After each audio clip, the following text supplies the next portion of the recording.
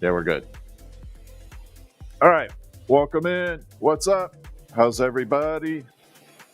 I am so glad to be here. It has been crazy night tonight. Or day, I should say. We've had storms rolling through, and my internet has been in and out. Crazy. So it's been a little chaotic.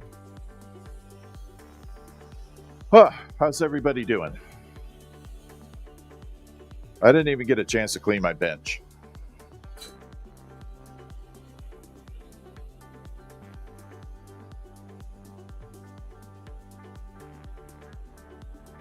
And there we go. Crap. I don't care. It's thirsty. I'm drinking tonight on something. What's up, Beth? I'll fire you a couple photographs of my glass display too. How I store all my glass. It's nothing exotic. I can tell you right now, I just use plastic square tubing for gutters, and I just cut it and store my color in there. So that's essentially how I do that stuff. Yeah. And then the glass rods, I just essentially, the big clear ones, I just essentially store in a storage rack. I reinforce it with wood though, because they cannot hold the weight.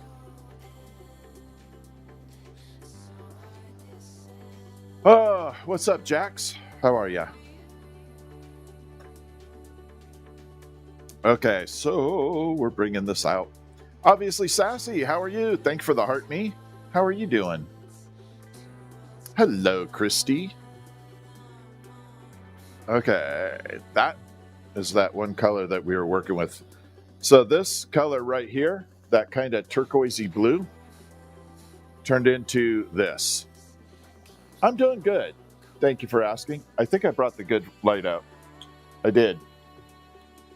So we're going to use the good light tonight. So now you can see that really cool turquoise look. So that's the color of the flower that we did last night. That's what I was saying. It's totally different in person.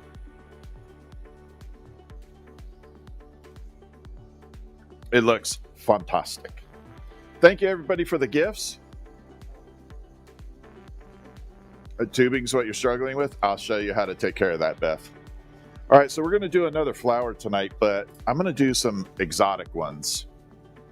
So we're going to make it look really kind of cool. And obviously, Sassy, your birthday cake came out awesome. Oh my God, DJ glasses. Thank you, Christy. Thank you so much, Christy. You rock. Thank you, thank you, thank you, thank you.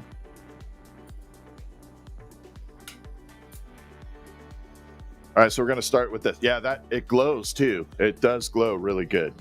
I'm pretty excited for it too. Did you see that bug? I had a suicidal bug right there. Although I shouldn't say that. I had a crazy bug. I shouldn't say that word. Got to be careful. Okay, hi Groves.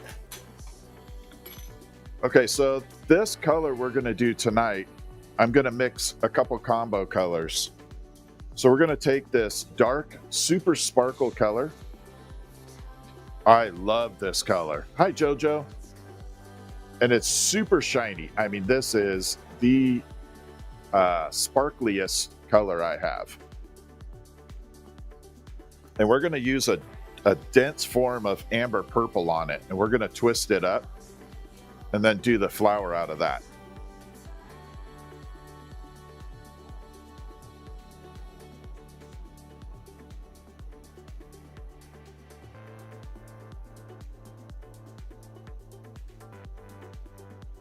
So we're going to pull this all the way down. Like that. That's technically going to crack right now. You're going to hear it go pink.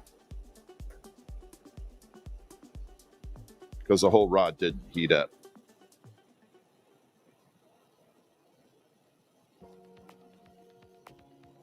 Yeah, I think that birthday cake came out really good. Timothy, thank you. Thank you, everybody. You guys are awesome tonight. I'm so glad I was able to make it on. We have a little bit of a windstorm coming through, and rain. So it knocked all the cell internet out. I use T-Mobile for my internet out here.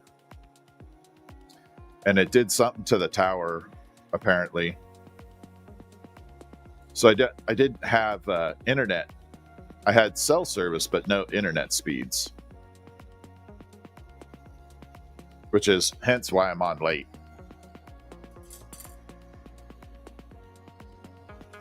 Okay, so now we have, well, we're going to do some really exotic flowers. So this is going to be a triple color, essentially. Obviously, Sassy, thank you for the future encounter. Thank you. All right, so we're going to take this and we're going to twist it up. Oh my God, thank you so much. That is so awesome. Appreciate you.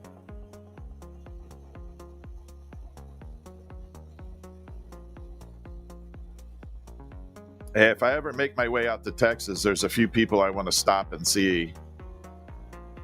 Definitely say hi. All right, right now we're twisting this color up. And they know who they are. My Texas people know who they are.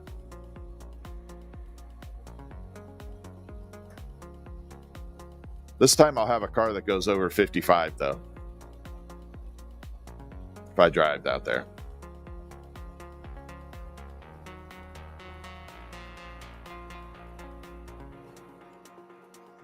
Wow. Did you guys hear that? That was the wind shutting my side door. That's how bad the wind is right now.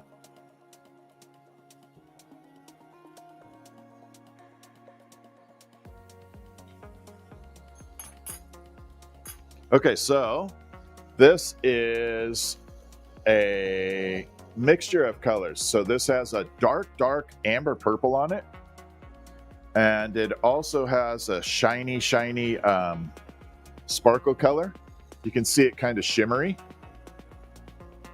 And then I coated one layer of clear.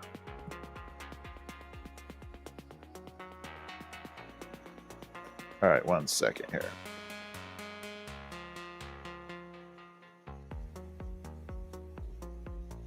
There we go. So I coated it with one layer of clear. Now this is going to give me a pattern to the leaf or the petals. So it should look really good. Now this dark amber purple won't show up till later, but once it does, it's going to look amazing. Hopefully I can get it to kind of strike in the process.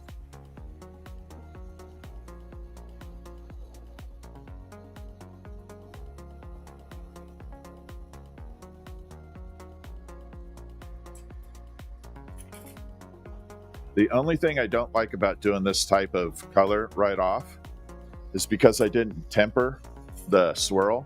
It's a little fragile when I set that rod down. It has a tendency to want to snap a little bit.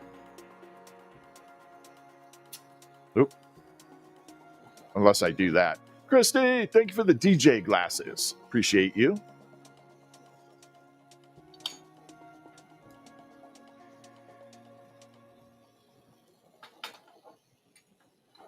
Okay. I discovered tonight too that when you have a windstorm and it knocks your internet down and out, when you have to go back on live with TikTok, it throttles your clarity up. So instead of having me at 1080p, it had me listed at like 480 because the internet speed was so slow due to the power going out. So if you ever go live, double check your internet speed or your video quality when you have a bad power spike with your internet. Just didn't know that. Now I do. I'm proud of you, Bobby. That's awesome.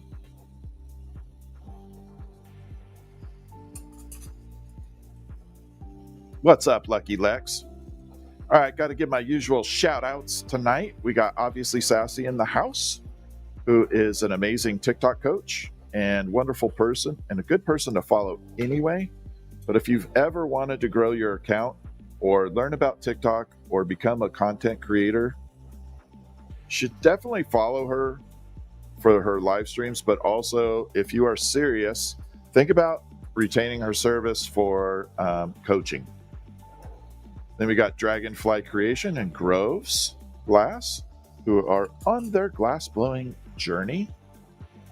And they are currently learning new processes, and you get to watch them as they learn.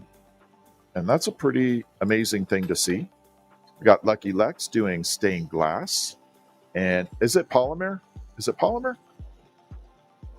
During her live streams. And she's entertaining. It's fun to watch. So definitely give everybody a big shout out and a follow. If you enjoy my content, you will enjoy theirs. Also, make sure that you are following so that you get notifications with me. Polymer clay, yeah, thank you. I always get it wrong. I'm dyslexic as I'll get it. What's up, River Horse?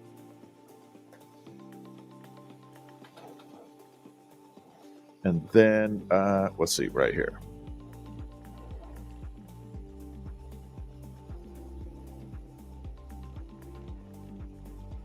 I had another thought and I just lost it. You missed Zero. I'll show you, Wendy. Do you want to see Zero? I think I got Zero behind me still. I'm going to make more zeros. That's for sure. Okay, I'll bring Zero out. Let me finish this last petal. I have one more to do to balance this out, and then I'll bring Zero out. Oh, we got Red Squeak in the house. Red Squeak is an awesome moderator and just a good friend that's been there with me for a very long time. Oh, subscriber boxes. I do have subscriber boxes set. I will be putting them on the Etsy store tomorrow. There are a few people that did not get them last time that I have put a few aside for. You know who you are. And I will make sure you get a subscriber box. Mystery box. And if there are any left over after subscribers, I can open it up to the public. Oh man, gotta reach over. We'll put Zero right there for now.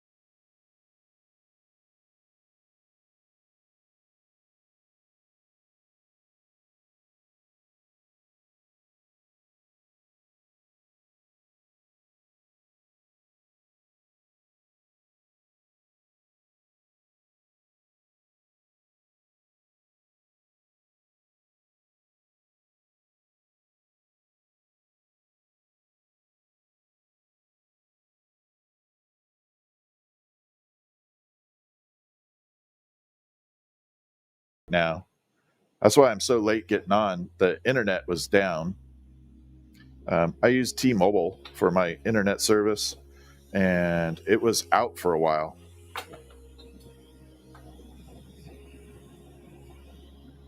So I was not able to log on. I had cell service. I just didn't have like internet speeds that were any good. So that part, at least I had cell service. But the actual home internet service was not functioning correctly. Yeah, I'm sure you know about in Oklahoma, you definitely have strong winds.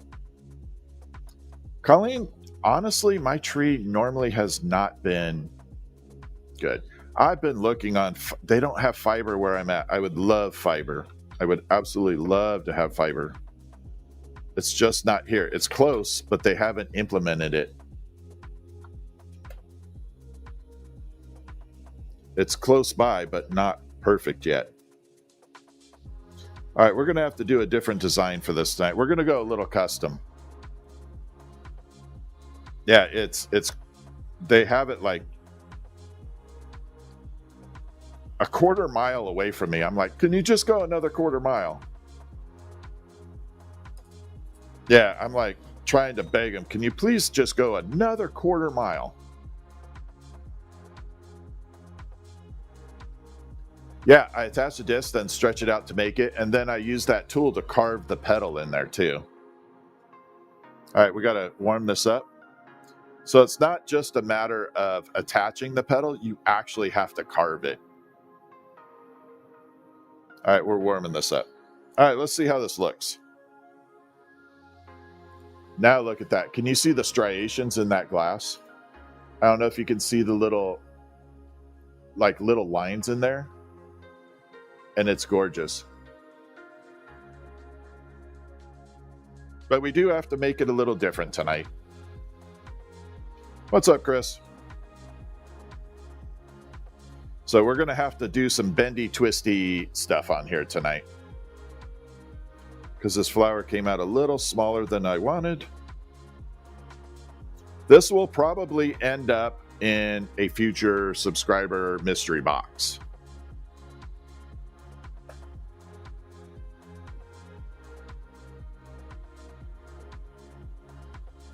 Because it is definitely going to be a weird one-off unless someone purchases it, but not like begging for a purchase on it.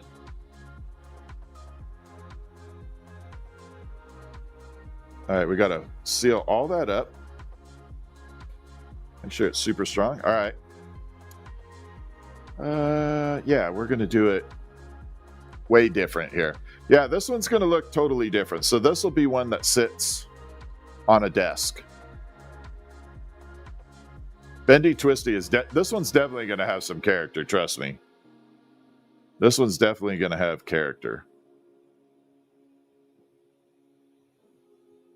I haven't done this style since probably 1994 from Vegas. It's about my Vegas era when we were doing these. So we got the lime green in here. We're going to take the shimmer green. We're going to add it in. I just can't put too much pressure on this because I have that barely attached to the rose. So we just added some lines, and we're going to do what I call folds here. Like that. So we fold it.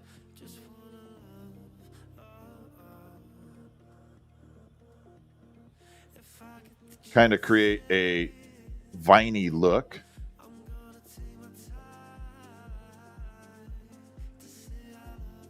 Then we're going to stretch it out.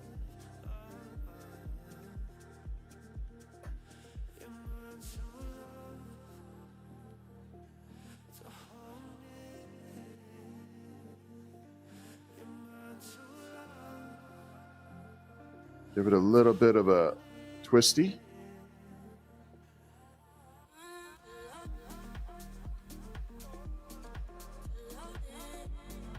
Grab it there.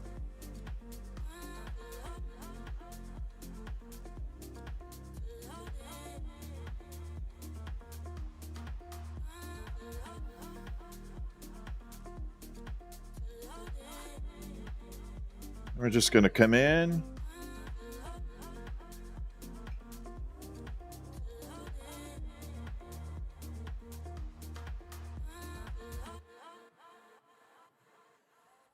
Give that flower a little bit of an upward bend.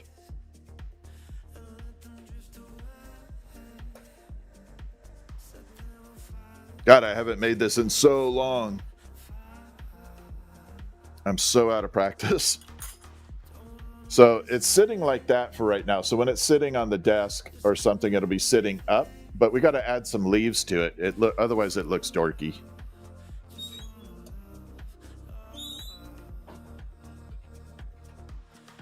So we got to put some leaves on there. We're going to use the Super Sparkle Green for that. You like it? Yeah. The music puts you down? Oh, Stu, thank you, man. Oh, the cake. Oh, you like the birthday cake? Yeah, the birthday cake is awesome. I'm going to do a photo shot with it tomorrow.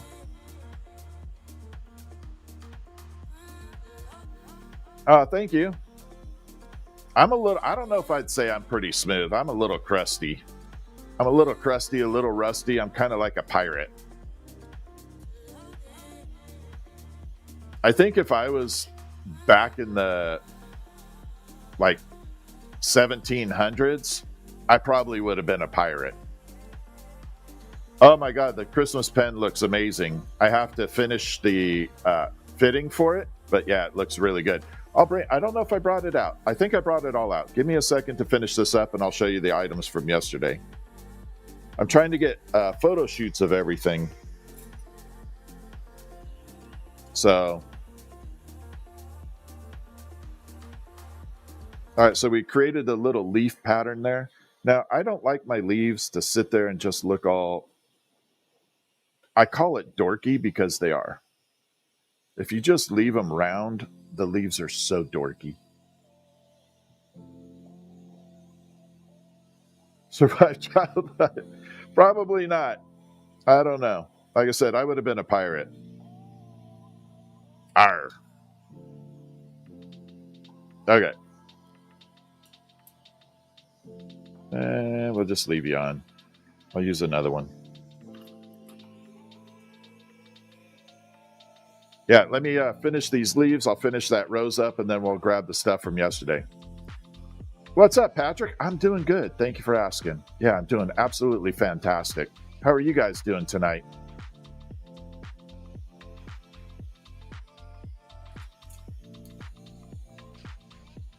How's everybody in the tube world?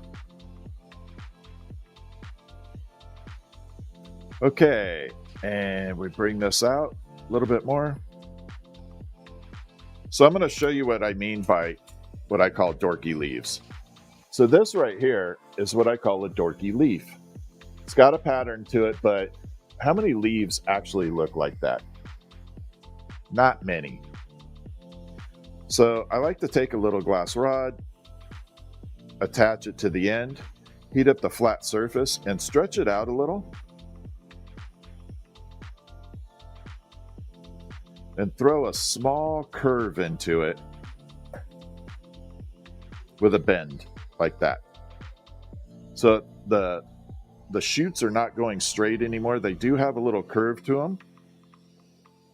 And throw a little curvature in the leaf itself too. And that way it looks a little more realistic. I mean, I know it's not going to look exactly like a true leaf, but this should look a lot better. And as you saw, it took all of 30 seconds to add that little bit on there. All right, so we got to balance this out. Hold on. Stay.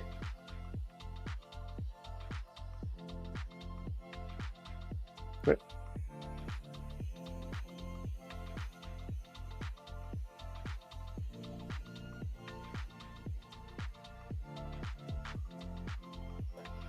Now we weld that in there really. Oh, don't you dare fall. You sneaky.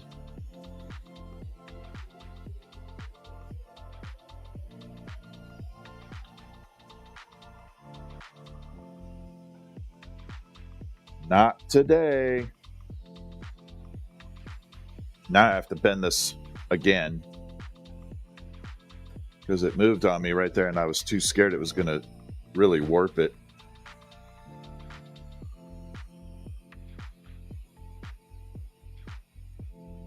There we go.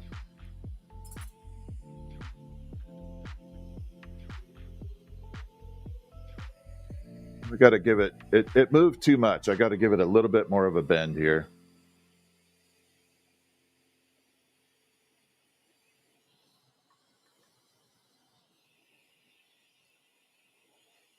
You went sneaky on me.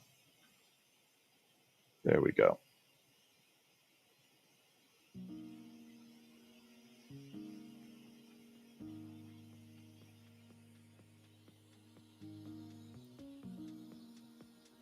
Right there.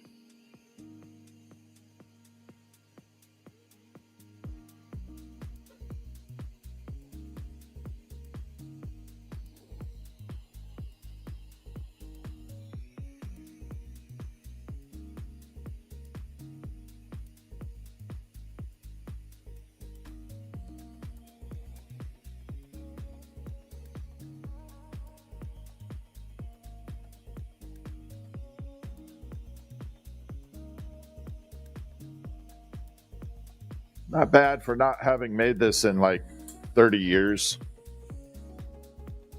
So it can sit up like this and with the little leaves on the pattern, but it should sit like this. So when you're looking at it, you'll see it through that. So it sits like that. Let's bring a little light onto the subject and see what it looks like. And there we go. So now we got all the colors running through. And we got that silky slime greeny look. But yeah, that will look fantastic. I'm going to park it in the kiln real quick so I can detach it. And that one's just designed to sit on a desk. It will look really good if you have a 3x5 round mirror, oval mirror. Yeah, that one looks really nice. Yeah, it should sit on a shelf, but if you put it on a round or an oval mirror, I think it's a 3x5, it'll look really, really good.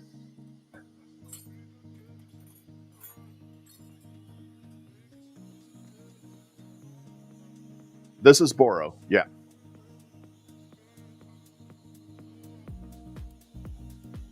So the next one we're going to do doesn't sound like it's going to look amazing, but it will. We're going to do the shiny shimmer green, if you will. And we're going to do it with slime green. And then we're going to make a flower out of that. So it's going to be multiple greens running into a flower. I have like several different brands. North Star is my primary, but I have like glass from all over. You name it, I probably have that company. Slime is in your top 10? Yeah, so this is going to be mixed with the shimmer green. So this is going to get a little cracky because I'm not preheating it, but whatever, I can fix it. And here we go. It doesn't sound like it's going to make a good flower, but I promise you this is going to look amazing.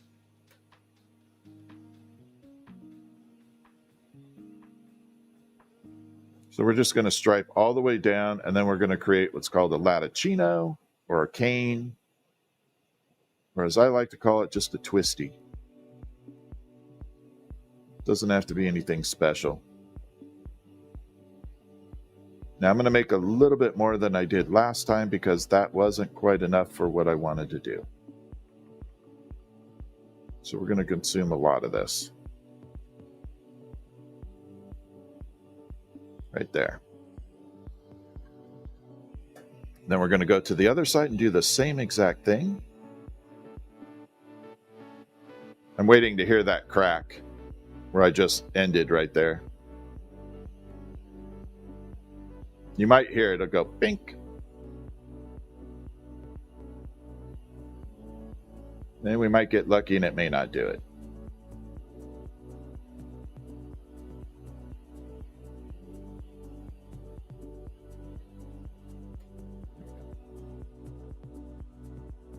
That should be enough.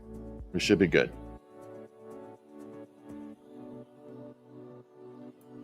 Oh, it just cracked. I don't know if you heard that. All right, so we got the two little greens going.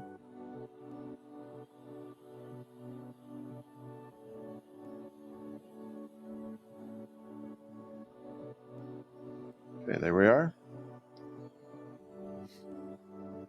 Gonna let it balance and then we're gonna twist it up. I love putting it on the mirror because it shows the underneath. What's up, Donnie? How's everybody doing tonight? Type 1 in the chat if you're doing good. If you're having a good night, type 1 in the chat. Come on, people. I want to see a lot of ones. There we go. That's what I'm talking about. All right, so we are twisting this up now.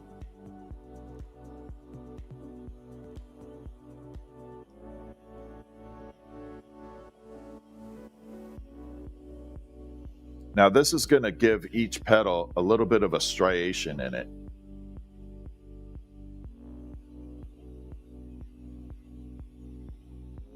So it's going to look kind of like a natural, feathery, petal, organic look, but with some cool colors.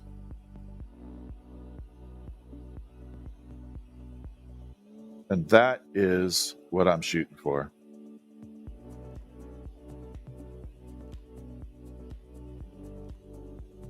And we're just pulling, pulling, pulling.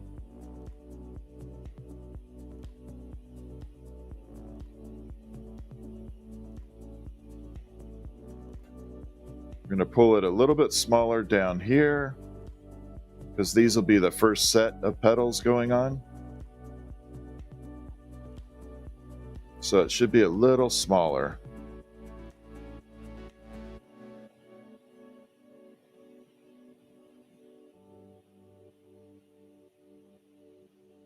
And there we go.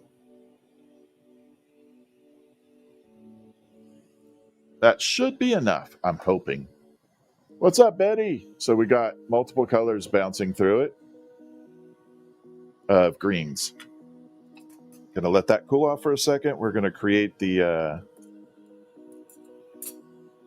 first petal. I gotta make a little stem.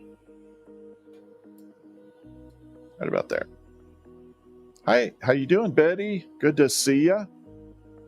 Yeah, this one will definitely be unique.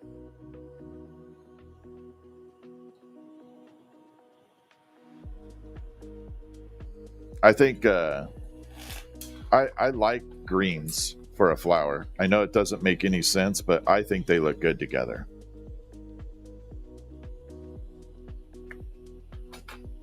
All right, so we're going to do the first petal. The first one gets wrapped around. I call it the taco petal because it really looks like a taco.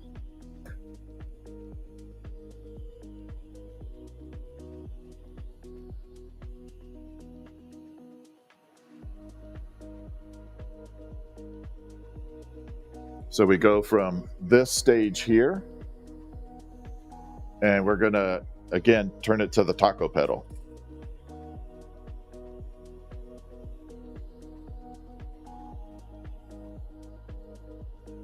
Like that. Oh, that color's sitting up here. It looks really good, too. Rock Hounding, PMW, how are you? All right. Put that down, and now we're going to start using that color we started working with. Yeah, that color came out really good last night. I just showed it earlier. After I get done, I can bring it back out and make it. I can show you what it looks like. Now that it's cooled off, I can hold it a little better.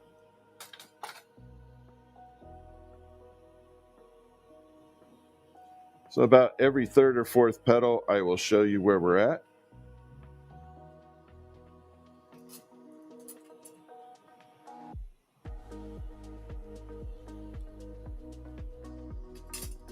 Move that out of the way.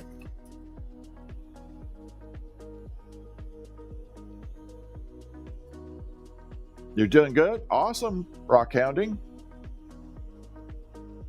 I like hearing that. Is there a lot of rock hounding in the PNW?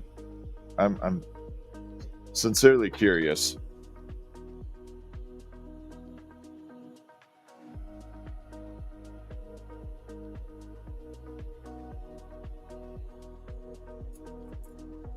Right now I'm making a flower. And this one's going to have some organic looking petals to it, color-wise. I'm trying to get this multicolor green going on here.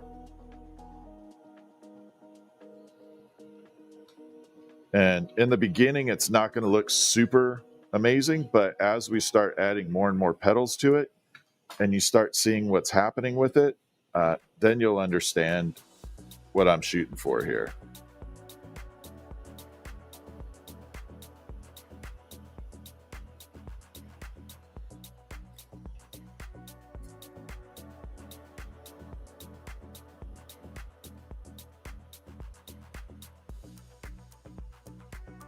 All right, so again, the first ones, the first ones don't look like much. They just kind of blah. Are there all kinds of rocks and minerals? That's awesome. I'd love to go check some stuff out. I love rocks.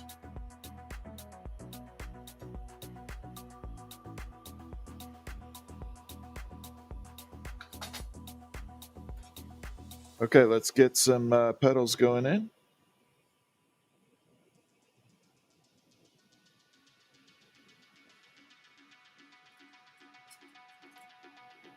See, this is straight right now. So the trick is I'm going to heat it up to where it falls. It literally falls. You got to catch it in time. And then you curve it in like that. And that takes a little practice getting used to it. Sodalite. Oh, okay.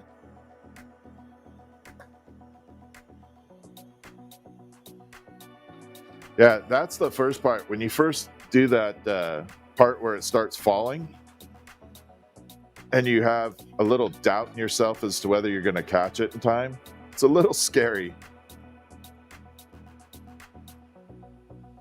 That's why I always tell people practice on clear. Don't start with color. That way, if you mess up, it's only clear glass and you're not out a whole lot of money.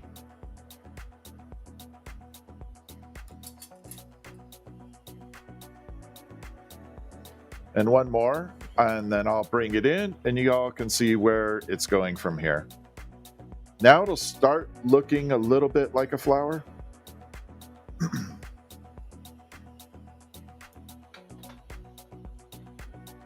This is kind of the color the color combo I want to use for a Venus flytrap too.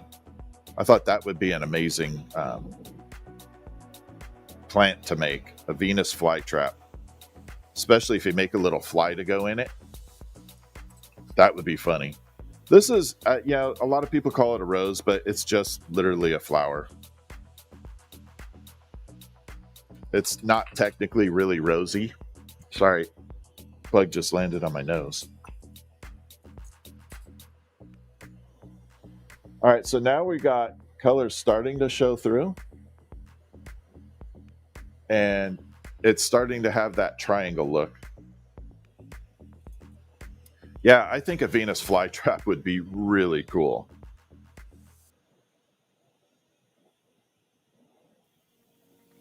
It kind of reminds the thing I'm shooting for is kind of like also the plant from Little Shop of Horrors, like that.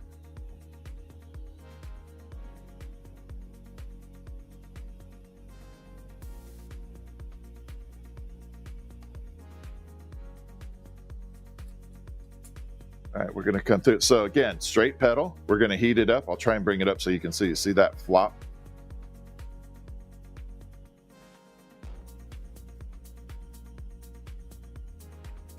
And then you just catch it.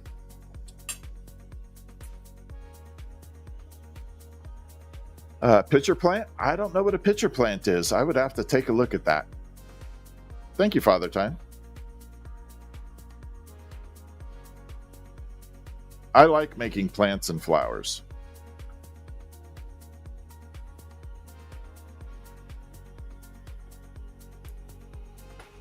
I think they're pretty fun to make.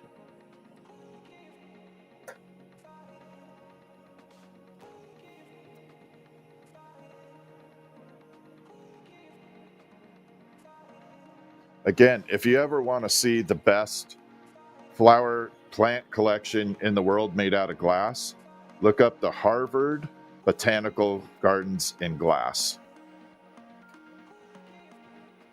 It is probably the best representation. Oh my God.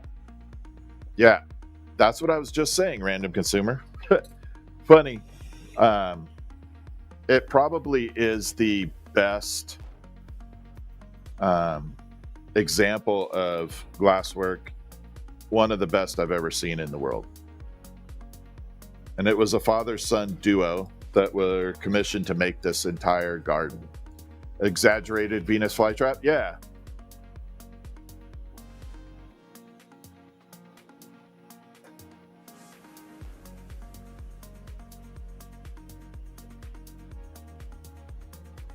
But yeah, the Harvard one, all the photos I've seen by it are just like unbelievable. A lot of glass colors were developed because of it. I haven't done an orchid yet. All right, so now we can start to see this green coming in. Now we're going to use the light. It's the Harvard Botanical Garden in glass, Harvard University. No, you can't make that. Not out of obsidian. All right, now you can start to see these colors coming through on this green. It's a little shinier than what I would like to show you, but there's a dark striation of green going through there. Dark, with slime.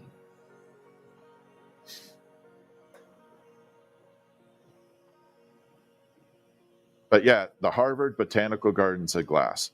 It's a father-son duo that were commissioned to make it. Do I ever have hair on my hands and arms? Yeah, I'm a Bigfoot, Ed. I'm like a Bigfoot. I've got hair. I'm part Bigfoot. Got hair everywhere. Size 13 shoe. What can I say? I got a Bigfoot. Abnormal size head. I think my hat size is like 8 1/4.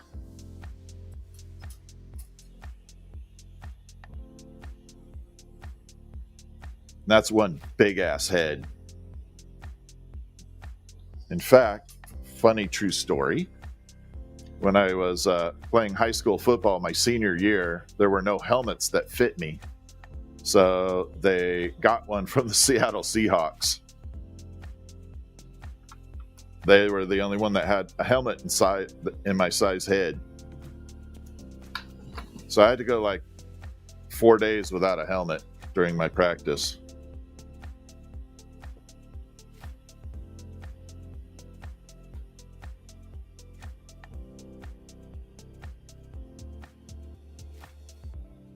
Which it was double days, so I didn't care. I was okay with that.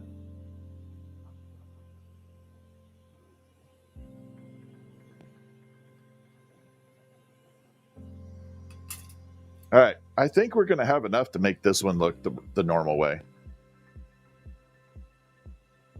Yeah, you stay pretty close. You stay pretty far away from the flame.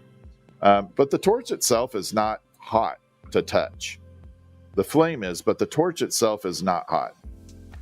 This one is what's called a surface mix and a triple mix.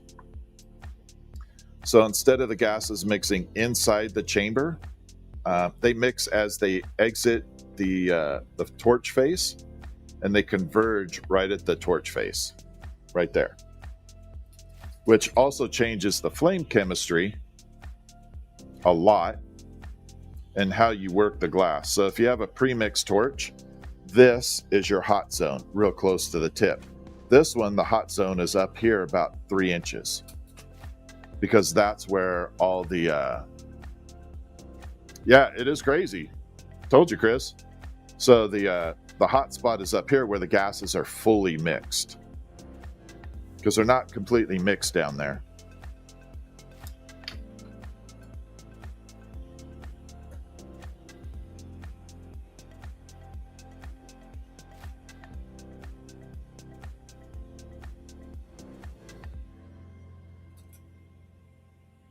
All right.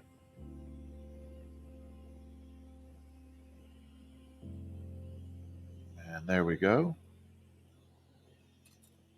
2 more petals. We should be good to go. You love your birds? Awesome. Thank you. Okay, next step.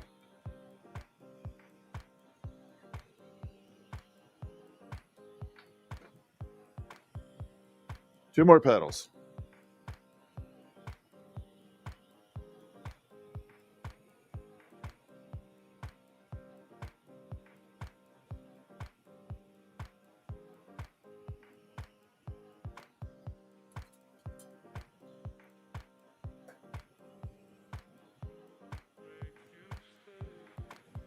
I don't know. This may be a small flower for... No, that'll be okay. I thought it'd be too small, but it actually goes okay. No, I've never seen it in person. The Harvard. No, I would love to. I would go to the Harvard Botanical Glass Gardens before I went to Corning.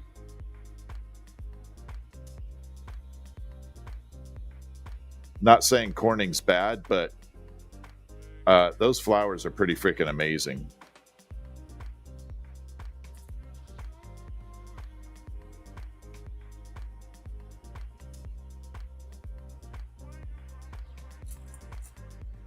Okay, so I have this set for this size. It's a good size, but I'm not 1,000%. I want to go a little bigger. So I'm going to put this in the kiln. We're going to warm it up a little. I'm going to make a little bit more of this glass, and so I can widen this flower out a little bit. It's such a beautiful flower. I don't want to shortchange it.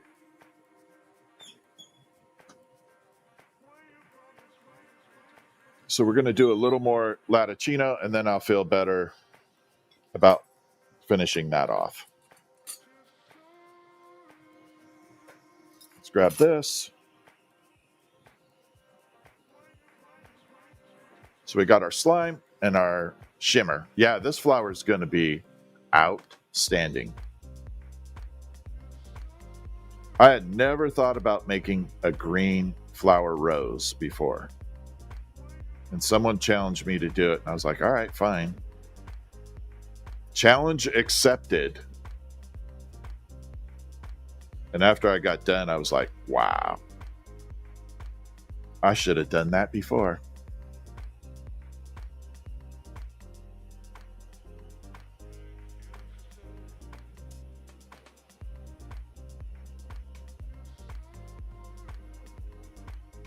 So a lot of people that are new to glass, or if you've been around glass for a few years and you don't really know what to do with all these shorter bits, like this stuff down here, this is one of the things I do. I make a lot of Latticino with it and create different items out of that.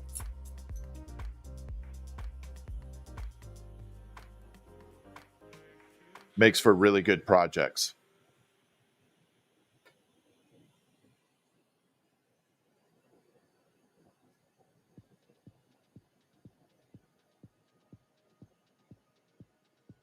Okay.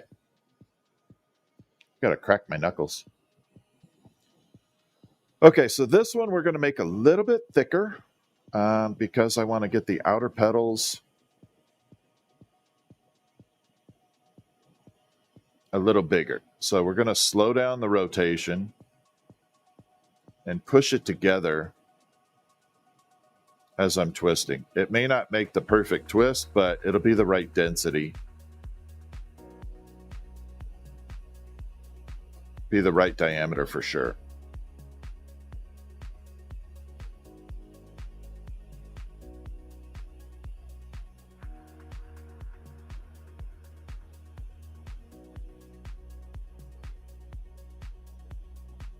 I just couldn't leave that sitting as it. I think it needs at least one more row of petals.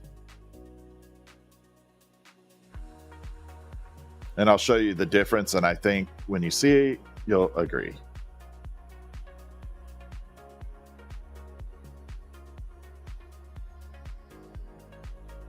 I can't wait for my Bob Ross wig to get here either. We're going to have Bob Ross night.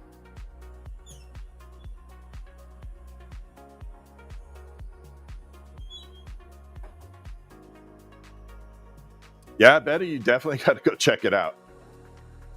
All right, so we got to warm this up.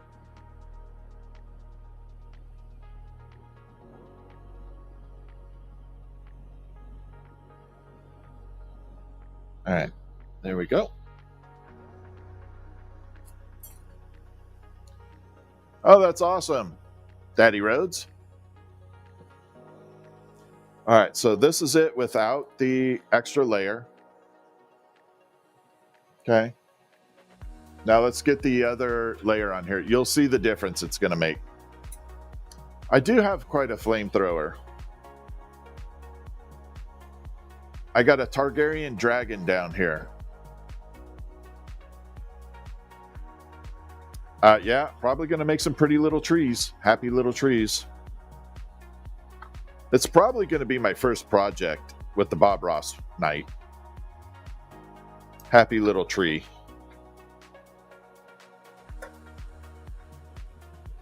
Maybe we'll do a giveaway for charity on it. I think I can do a charity fundraiser on TikTok now. You can do a nonprofit on here. Maybe we'll do that. The happy little tree.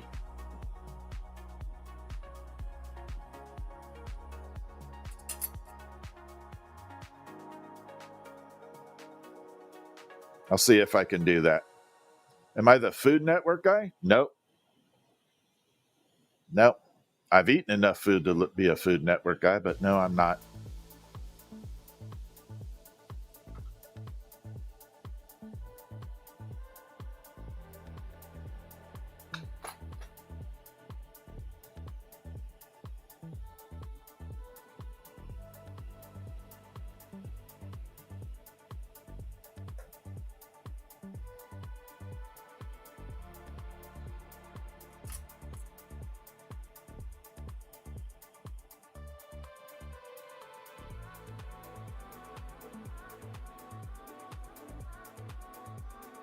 There we go.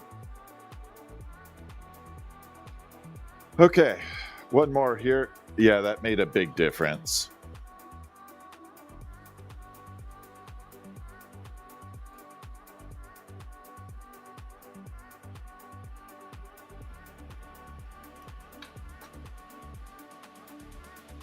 At least it made a big enough difference for me to be happy with it.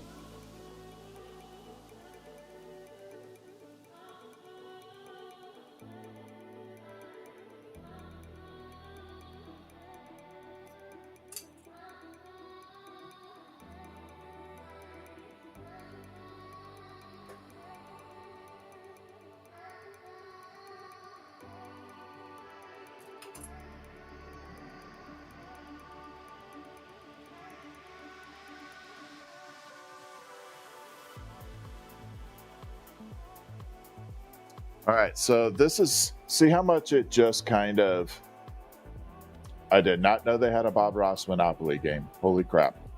Bobopoly. I got to get one. See how much of a difference that made? See how much fuller it looks now? It has a little more to it.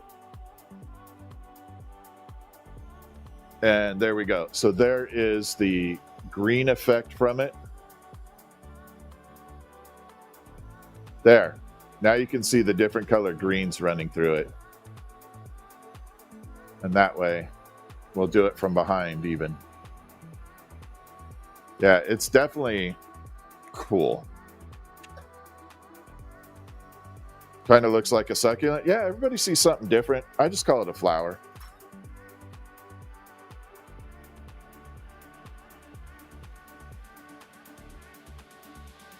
Yeah, I'm not going to sit here and claim that it's like the most accurate rose on the planet, you know?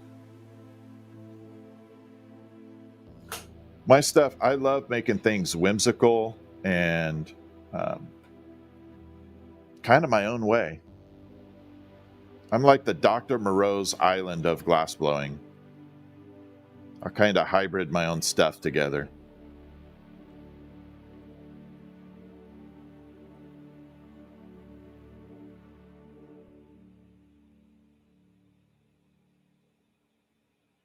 There we go.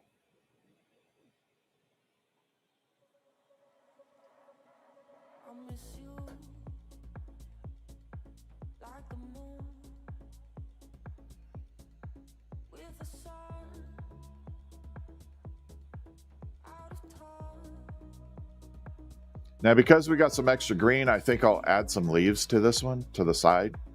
I normally don't do this. Thank you, Jojo. So we'll add some on the bottom here, kind of flapping out that way.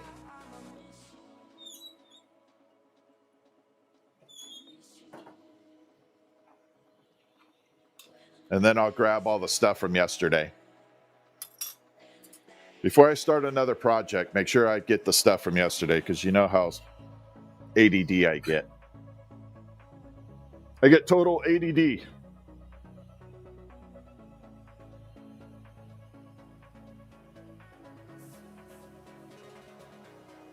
All right, let's make some leaves.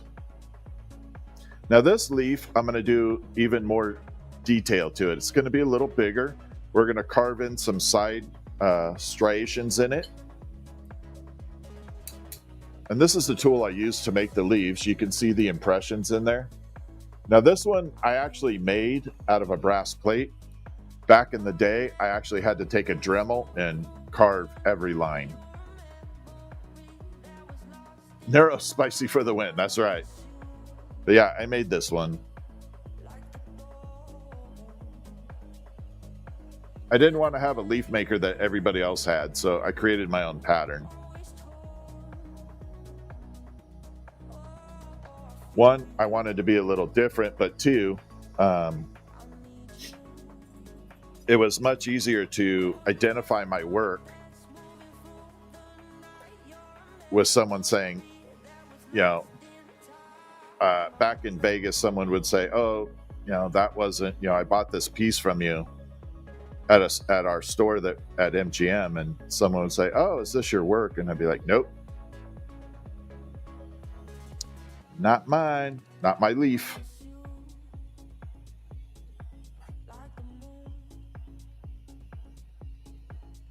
So it was kind of like an identifier.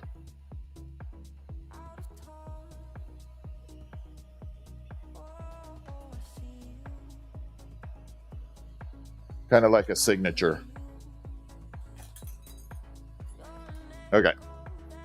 So this is, like I said, that's that little bend that I put in it right now.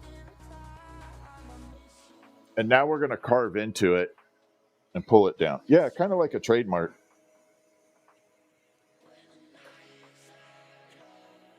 Okay.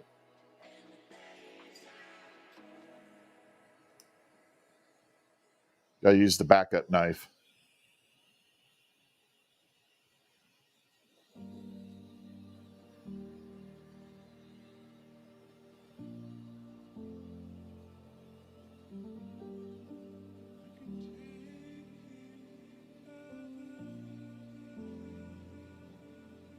It's like one of my favorite knives on the planet. Yep, it is a Spyderco, the Para2.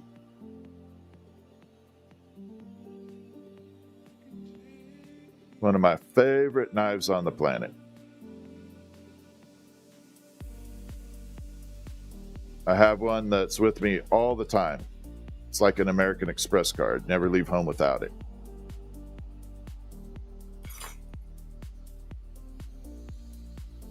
Yeah, the torch was super expensive. So now you can see the little striations in the side of the leaf, and it just adds that much more character to the leaf.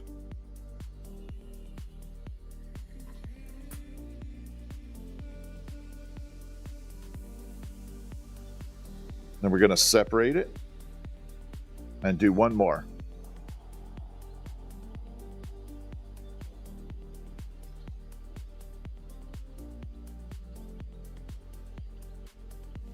Pop this in the kiln to keep it warm.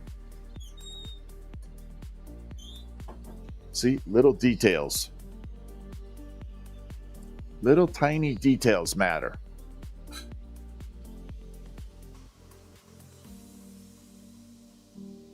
Yeah, I think I twisted up the perfect amount of green this time. I agree with you. Hey, Nikki, thank you for the heart me. How are you tonight?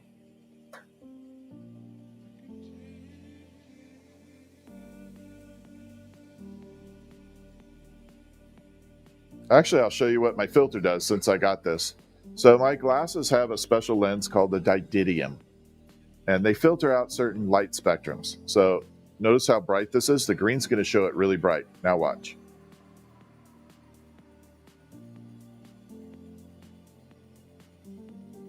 See how it cuts out all that orange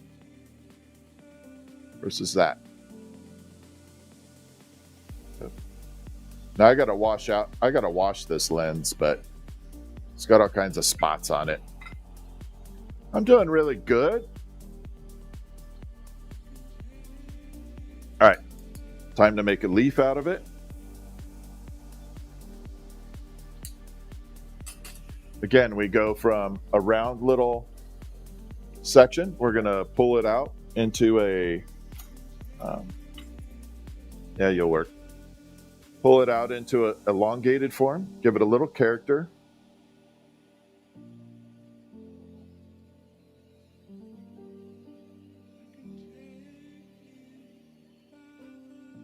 Like this. So instead of straight too, we give it a little tiny bend. Like that. Just a touch of a bend.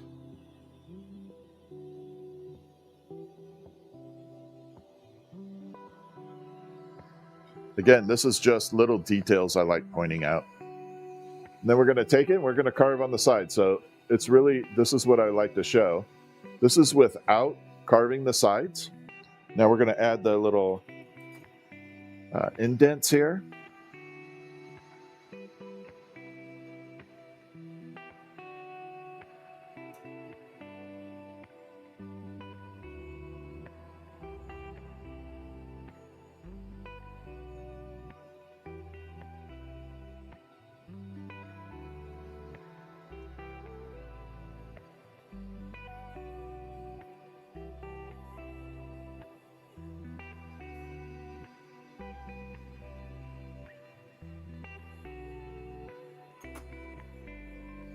And now you can see the total transformation with the little striations on the side. It just gives it that tiny little bit of oomph. Just a little oomph. What's my favorite kind of things to make out of glass? Whatever someone is willing to spend their money on. I've always said my favorite thing is whatever someone's willing to purchase. And it's not being rude. I'm just saying, if someone is willing to spend their hard-earned money on something I made because they like it, that is my favorite piece.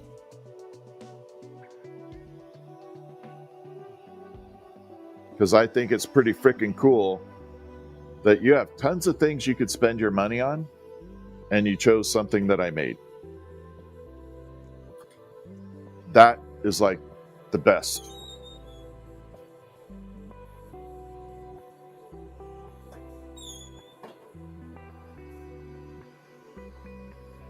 All right, let's add the leaves.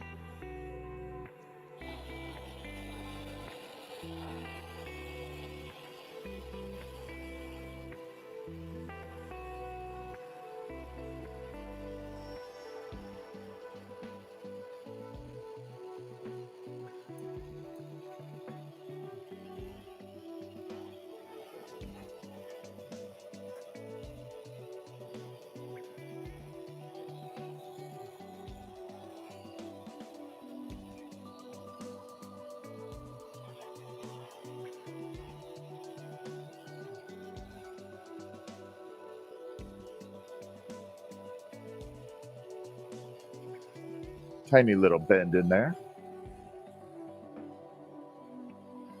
And second one. So I do the second one on the opposite direction. So it doesn't matter which way you're looking at this, you get a cool view of the leaf.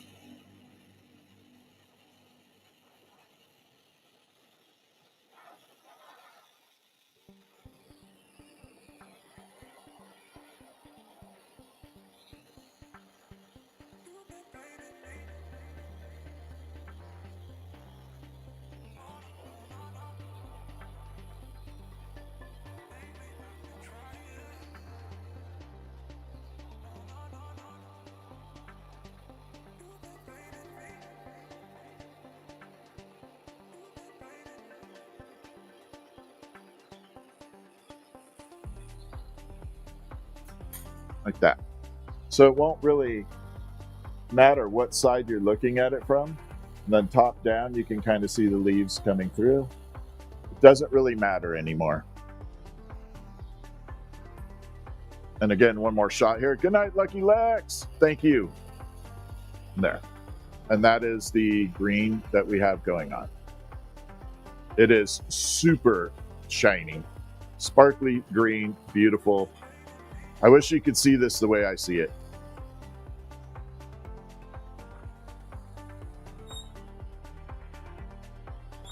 All right, let me grab yesterday's creations. We'll show you those and maybe pull out the dagger. If you want to see the dagger and you have not seen it, type one in the chat.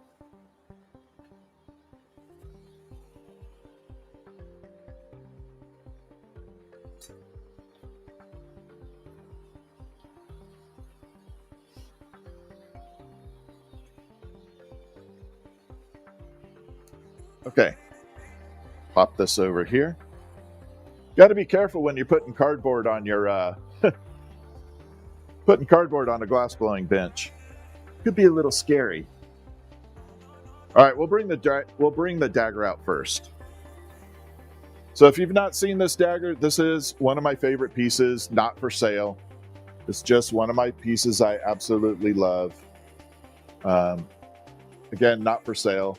Just I like seeing it. See?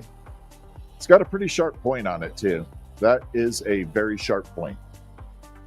But yeah, I'm going to try and bring it up a little closer so you can see the dragon head. There we go. Little dragon teeth in there. I was thinking about putting uranium eyes in it, like heating it up and putting a little uranium on it. I don't know if I want to do that though. I don't know if that would ruin it. Okay, so this is the pen from yesterday with the Christmas tree. So that is the Christmas tree pen. We have to cut it off down here to make it like a writing pen, but yeah. And for those of you that, this is what I'm referring to as a pen. It's actually a writing pen that has a Bic insert that goes in and out. So just a regular Bic pen. Crap. Trap myself in there. So yeah, same thing. This tree has super nice green to it. I got to bring it way out. And then the best thing is, ready for it? No, not a nib pen. Here we go. It glows in the dark too. So this will actually glow in the dark.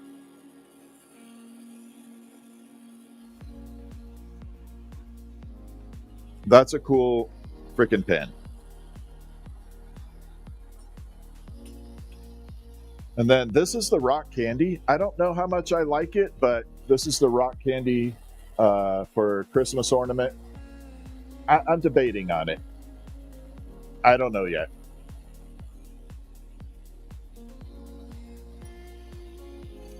The candy canes from yesterday.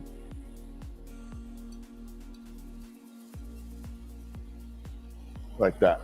So these are the candy canes. Like that. I'll see if I can bring the light out for that.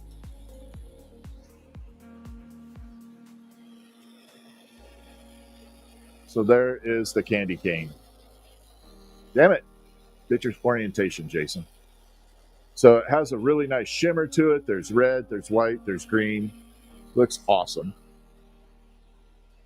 If you order something custom that's small, how long would it take? Depends on what it is. But I don't like to sit on orders too long. I like to get it all done. So this is the birthday cake from yesterday. So there's the pink and the yellow. Now this has the gold fume, so we're going to show you what that looks like. Hummingbird on flower. Oh, that's like less than a week. Oh, come on, show. I don't know if you can. Yeah, you can't see the lines in it. It has the gold fume in it. I'll get a camera shot of this. Oh, I can't show it. It's not showing. Damn it. Let me put it down here and see if it does. It's not showing the colors like they should be. But there it is glowing in the dark. So this one glows in the dark. That actually looks freaking cool.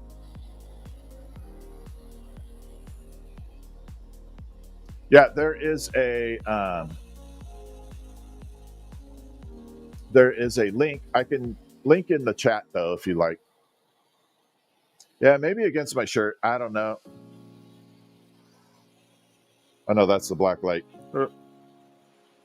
Yeah, the gold fume up against with that white. This light's just too bright. It's definitely too bright.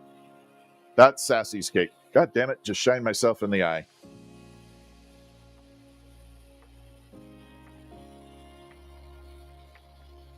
And then, of course, we got the baby candy cane. So this was the tiny one.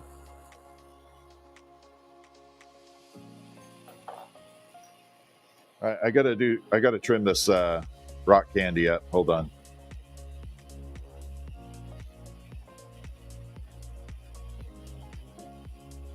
There we go. And then this is again the tree. This looks really cool. This will be a fun pen. Red squeak. You got the. But I think I'm going to turn the Christmas tree to an actual ornament. I think that would be nice.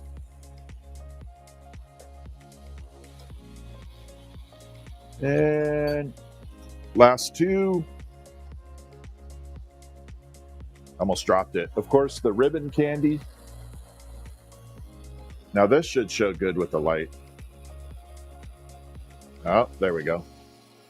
So there is the ribbon candy. Yeah, this light's really bright for this. I don't know about that. And last, and then we'll get on to making stuff. This candy cane is amazing. I love this one. It has a leaf hook, nice organic look to it. I like this candy cane. Yeah, small is not easy.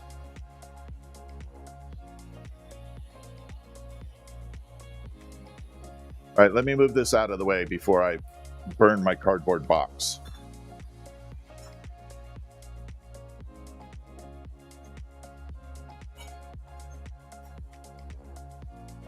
There we go.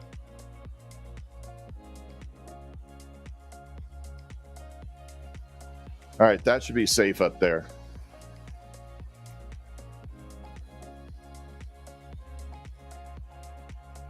And then one more shot with 0. I'm thinking I might try this out of glow in the dark. Glow in the dark would look really cool with this. I think it would look awesome if I could get it correct. That would make an incredible glow in the dark item. It doesn't matter if it's big or small for me. This is the, sorry, I meant one last piece. I forgot Betty Warren was asking about that. So there is the turquoise flower from last night. This thing looks freaking amazing. I love this flower color. This is one of my favorite colors.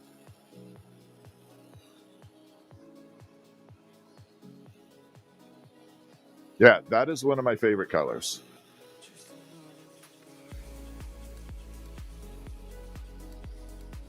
Okay, we got a bunch of this green scrap. Let's make a quick marble. I'm just going to make a chaos marble. Yeah, that absolutely glow in the dark texture. Yeah, the ribbon candy is freaking one of my favorite candies now, or items. Oh, that's what we're going to do. Crap. I'm going to bunch this together, put it in the kiln.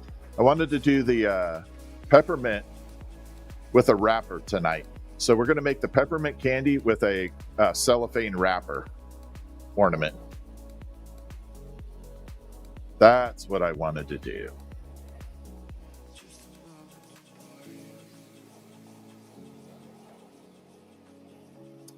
That was it. What's up, Michael Savage? How are you?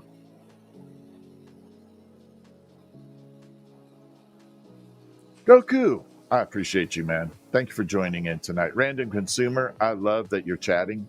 I love chat. So if you guys have any questions, don't hesitate to ask. John, thank you for the heart knee.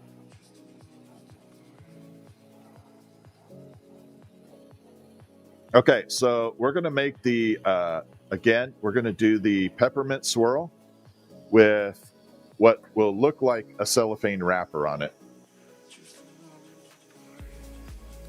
Let me let this cool off. And please tell me I still have Red Elvis up here. Please tell me I have a little bit of Red Elvis. I would be really pleased if that was the case.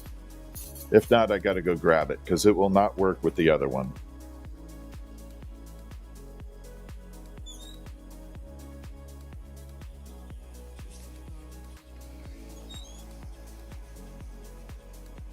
I don't see Red Elvis. Okay, let me grab red and white, and we're gonna make the a couple peppermints.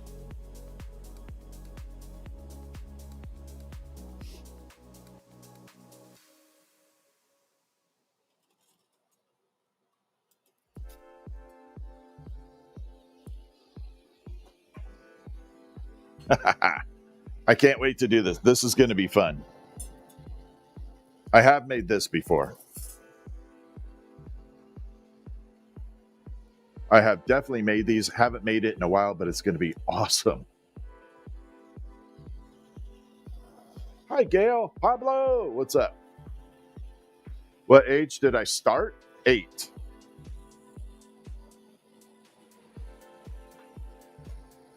Ah, perfect.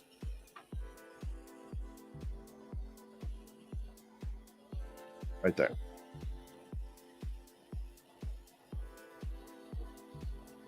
So I grew up with glass. So my mom started when I was 2 years old. So I pretty much have grown up around it. Bailey, this is a lot of fun. This is the best job in the world. Thank you, Caitlin. Yeah, it was a good age. Yeah, I always tell this story. It's not meant to be crude or rude, but when I first started making items, I tried to make little worms and snakes, and they came out looking like sperm. Now, I was 8 years old. All the adults were laughing their ass off at what I had made. Makes a difference. But I didn't know what the hell a sperm was. But, I still have them. I still have those pieces. I should bring them out. I just don't want to get flagged for it, too. All right, let's get this thing going.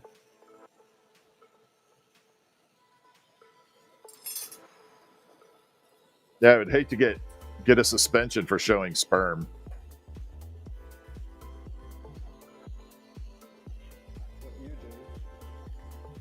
Your flame work sucks, though? No, your flame work doesn't suck. Don't do that.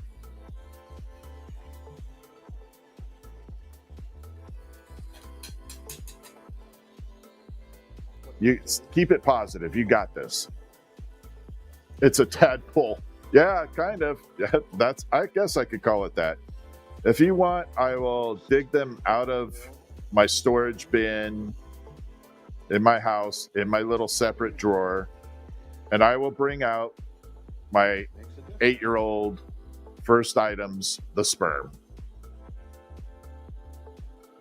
Then you can see what I started with. Look like alien? Yeah, so I'm trying to go with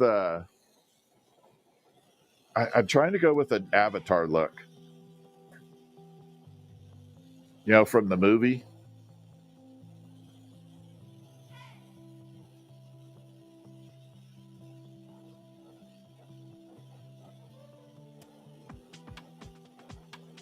Okay, so we're going to take this and we're going to cut this off here.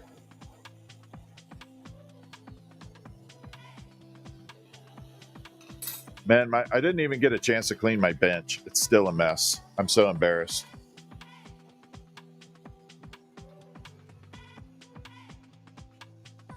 Oh, I do have us. All right, so again, this is going to be a peppermint swirl with a wrapper. So it should look like the candy. I agree with you, Wendy. So one year when I was making glow-in-the-dark glass, I messed up the formula. And I didn't know what to do with all the glass. It was in powder form. So for Halloween, this is when I lived in California, I did my entire driveway in glow-in-the-dark for Halloween. My whole driveway was glowing in the dark. It was actually kind of cool.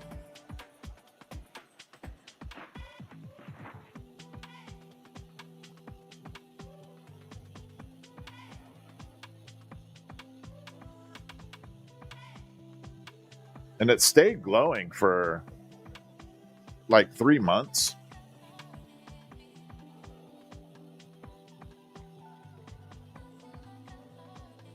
So every night my driveway was glowing. The kids would come with their skateboards and skate all over it because it was fun as hell for them.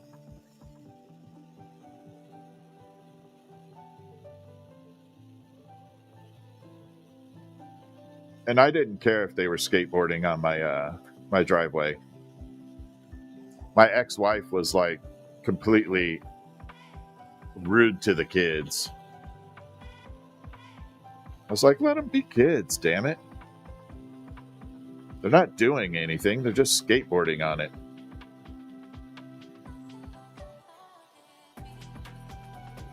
And now you know why she's an ex-wife.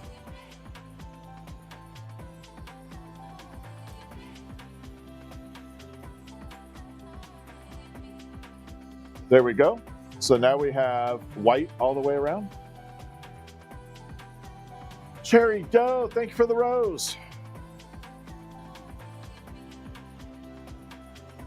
You get kids doing all kinds of manner of nonsense. You know what? I don't mind kids doing stuff as long as they're not destroying anything. I don't care. I'm good with it. Yeah, I'm good with kids having fun. As long as they're not destroying anything, I'm fine with it. And the odd part was they actually got kind of possessive about the driveway and wouldn't let anybody else mess with it. All right, so this is cool part right here. Watch this little clear section. Keep your eye on it. So this is the red. It is completely transparent. And in about 3 seconds, it's going to start transforming back to red. And it's just going to start slowly morphing back. Like that. We'll do one more example of that. We'll do it on the opposite side. This is called a striking color. You're now getting the Highs and Glow science class. This is my Highs and Glow science. So here it is again. So there, right there, you can see it clear. Look at the top section. And in about 3 seconds, it starts morphing. 3, 2, 1, and it starts transforming back to red. Like that. Cool ass color. Yeah, it's definitely how cool. I love it when colors do that. All right, let's get this thing done though. I've been jabbering long enough.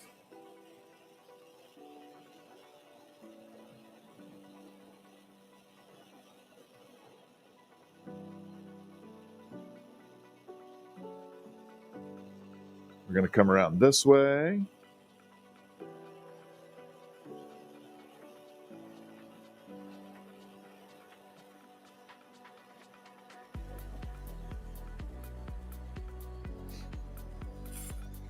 Nope, I don't want to lose that. Put that there. All right, so now we have red and white all the way around. You love the torch sound? Everybody does. Not everybody, but a lot of people like the torch sound. I could technically make the torch sound disappear through software, but everybody likes it, so I leave it.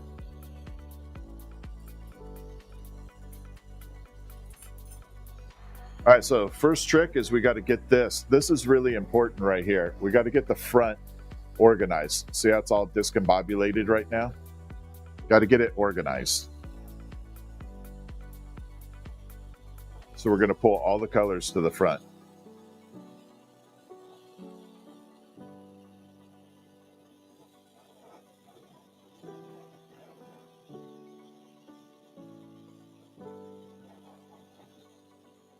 Like this.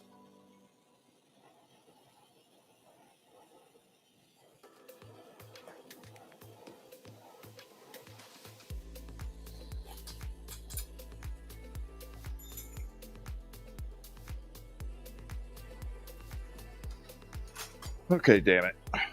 Hold on one second.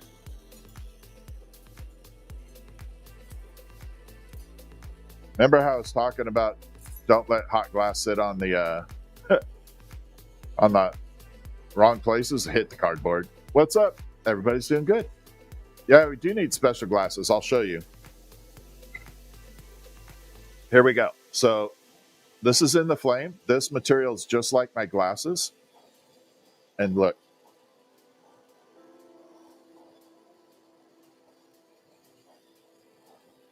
Versus that. There. Okay, let's get this thing melted.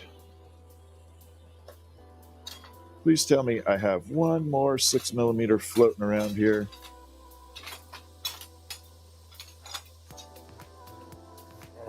I don't.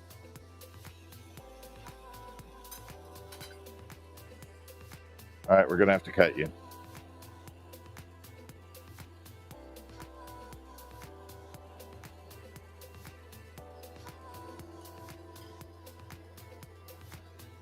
Okay, let's get this done. No, it won't burn your retinas out. It just will suck for a while. It could do damage over time. But back in the day before they had didymium, the glasses were made out of cobalt glass, which I do want to find a couple pair of glasses that are made out of cobalt.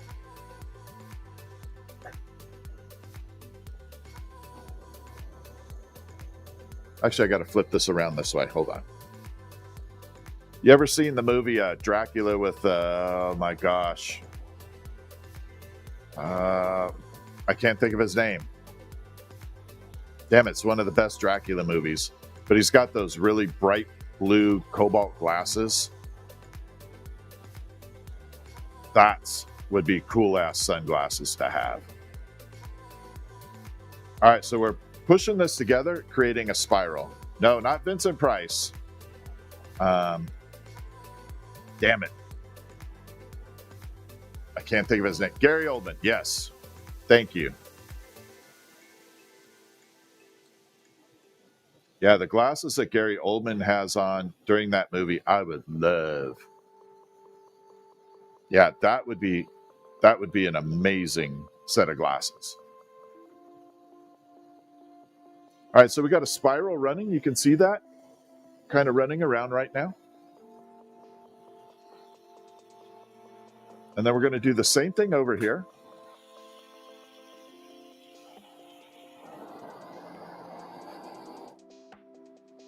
Torch was getting angry.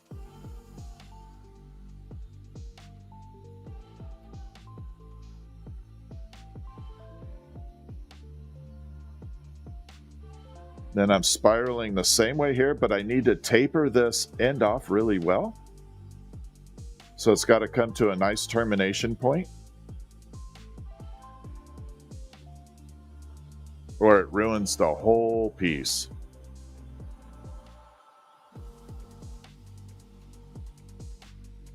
No, I would never wear any lenses that I made. I wouldn't trust that I would be able. I don't have a polariscope or anything to try and check the integrity of it. Not near my eyes.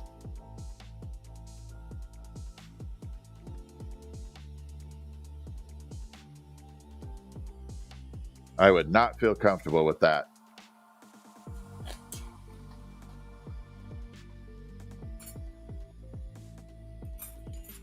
I'm confident in my work, but not that much. All right, so now we got red and white running all the way around. Kind of looks like an Easter egg.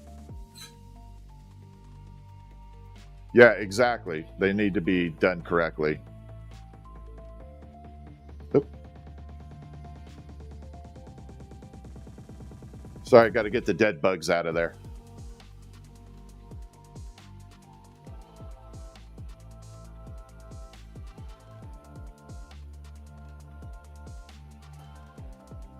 So we're going to heat this up very carefully.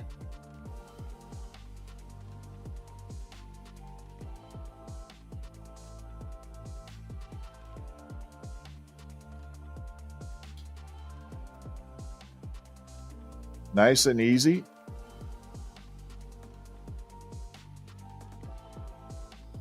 Bring it over. Give it a good little push. Now this is for Dragonfly and Groves, who I know are learning. Notice I didn't jam it in there like it owed me money, like I was mad at it. So whenever you go push into the mold, do not use a lot of force. Just a nice little gentle push should do it. I'm turning it even for heating, correct? Otherwise it does like that.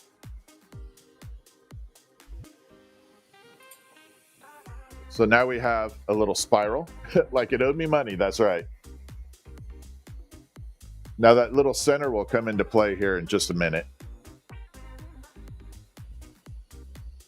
It's waiting to strike up.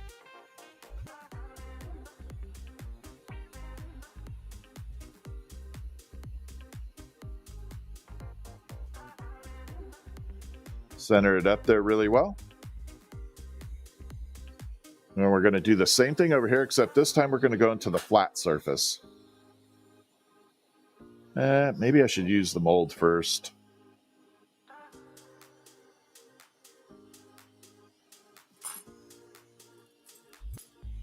Let's pull this off. Keep that spiral nice and tight.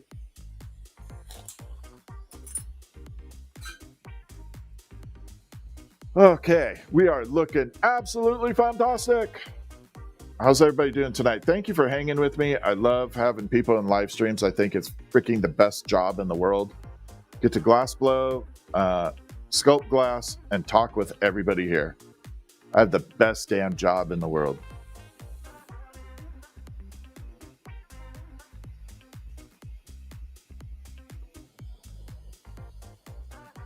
Okay, we're going to press it in there. Now we're going to flatten it out.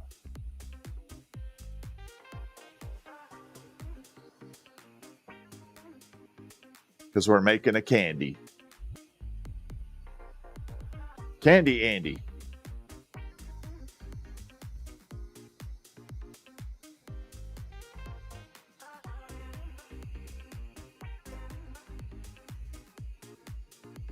It's been a minute since I've made these.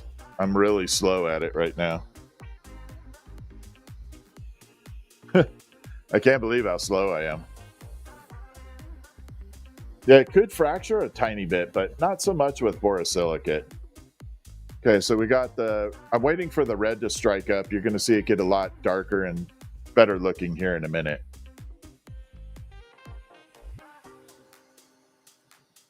This one may not have turned out exactly the way I want. but it's the first one in a long, long, long time.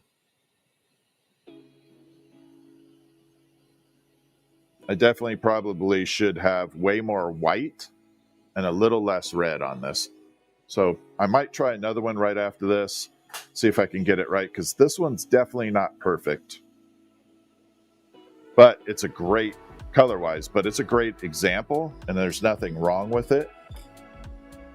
It will go into the mystery box,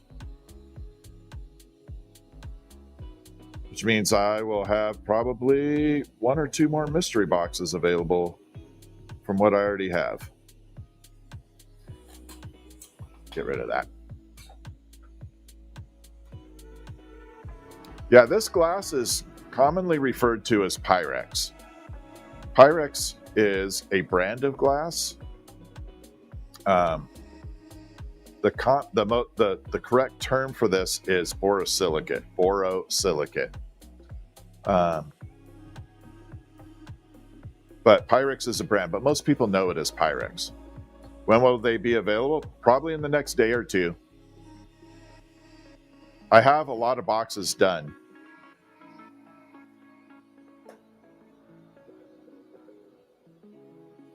But I need to make sure that when I do the boxes, there are a few people that didn't get them last time. But I have those already set aside. They won't be included in the lot that gets up for sale on Etsy. HT Prints, thank you. Appreciate that. All right, so we're just melting a little bit more.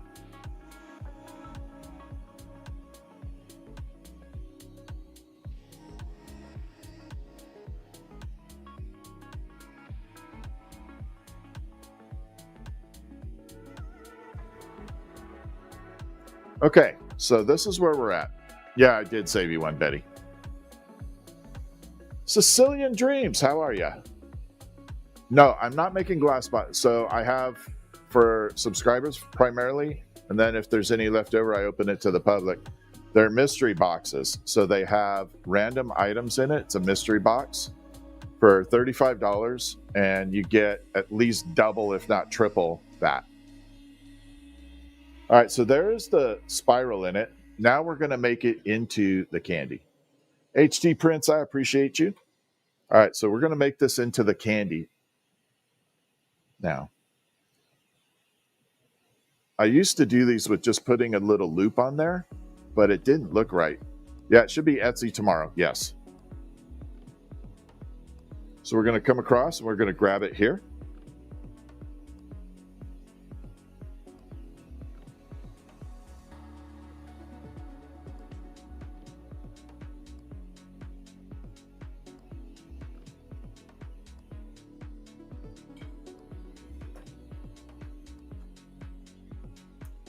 Like that. Give it a little bit of a push like that.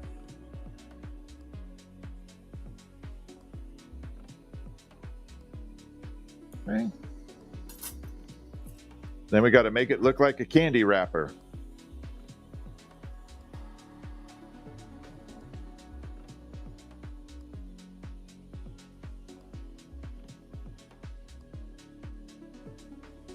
Like that. The boxes will be $34.95. So there is wrapper number 1 on there. Then we'll do the other side and make it look like candy wrapper 2.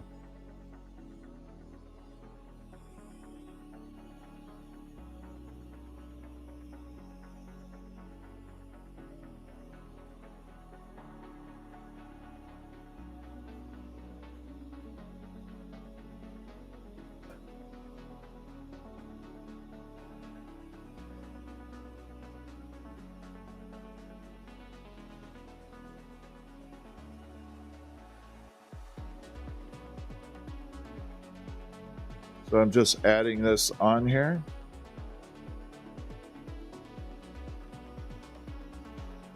Like that.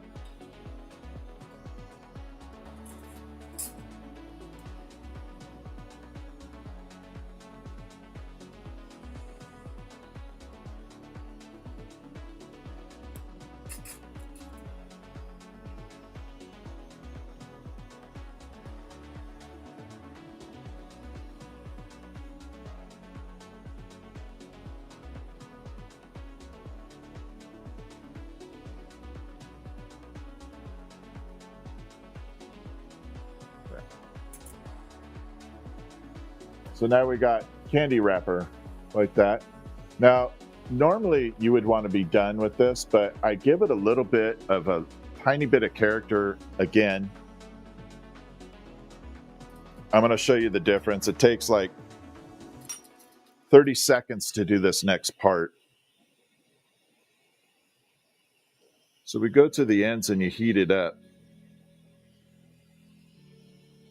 And you give it a little bit of a wrapper fold at the ends.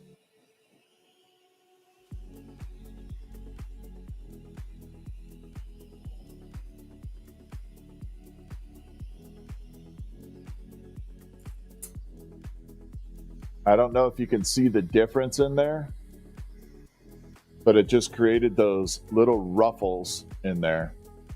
And now it looks a lot more like candy.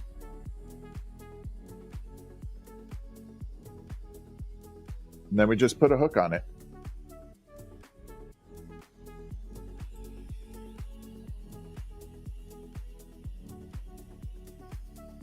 Yeah, this is a lot. Yeah, I like that. It looks stupid without the wrapper. It looked like a donut circle.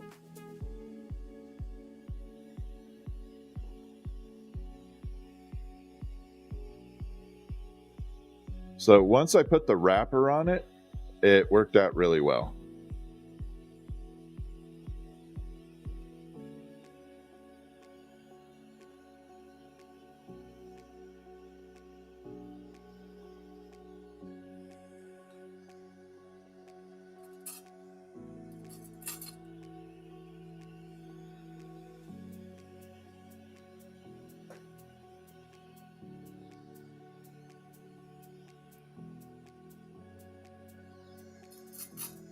Then we just have to open it up a little so it has a big enough opening for the ornament hook.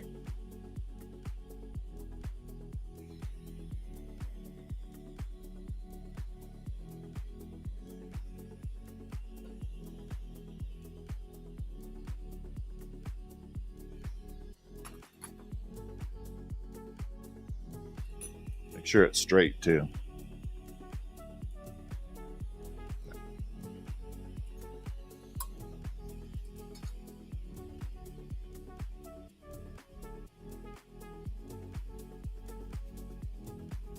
There. Now just hanging candy that way. Then that way. I definitely like the little ruffles on there. I want to do it out of green and white though too.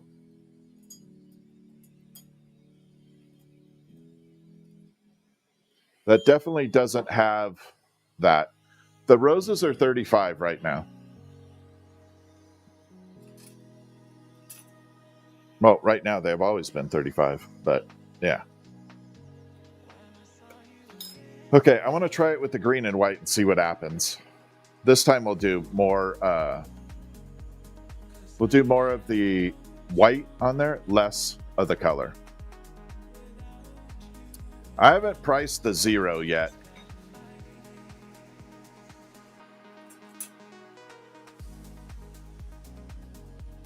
I probably have to make 1 or 2 more 0s before I can price it.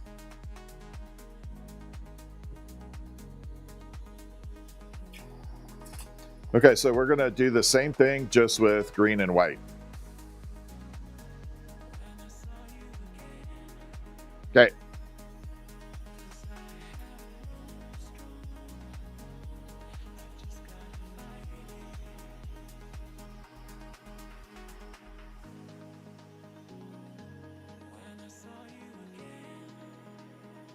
Now this would look good in the black and green too, with or the brown.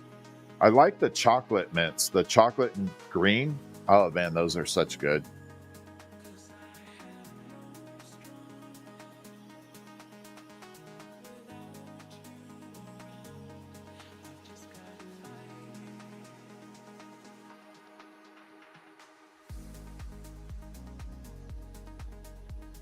And we'll cut it off over here.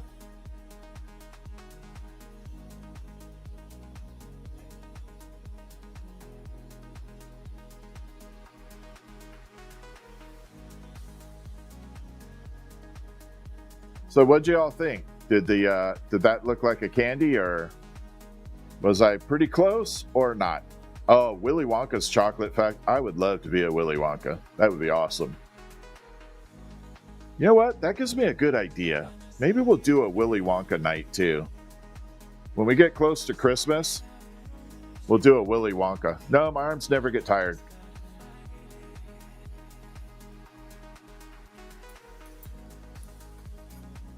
It's like any job that you do for an extremely long time, you get the muscles built up for that. Got a mad scientist vibe? Yeah, I love that. A candy look good? All right, so it looks like candy. It needs a more refinement on the spirals, but yeah. I think with a little more refinement, it would look much better, which we're hopefully going to get here. So we're going to do double white on here.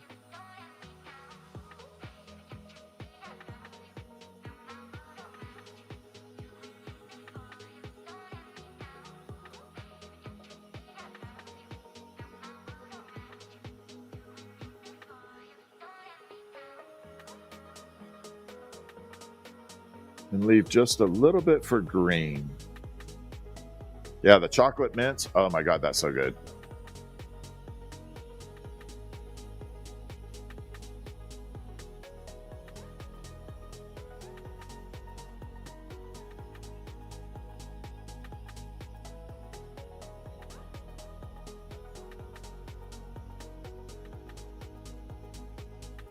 It's getting a little short on here.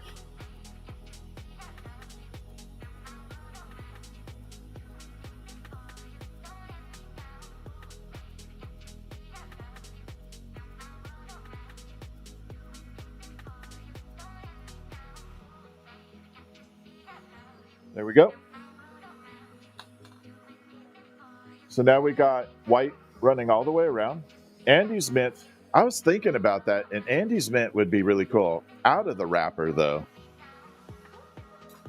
I think the Andy's mint's not in a wrapper.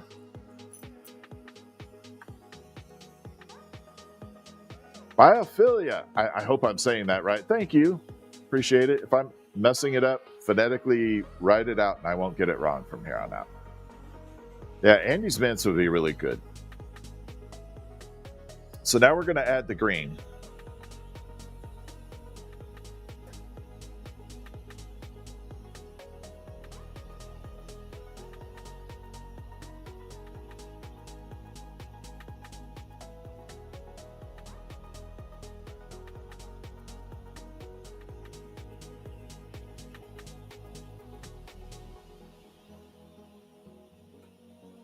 I'm hoping the double layer of white versus the single layer of color makes the difference for that spiral. I haven't made these in so long. I don't remember the exact ratio. And that's the problem. We are making a candy ornament. So this will look like, yeah, you go to a restaurant, you get one of those, you eat food and they give you the little mints that kind of clears your palate because you ate something that was kind of spicy. We're making that.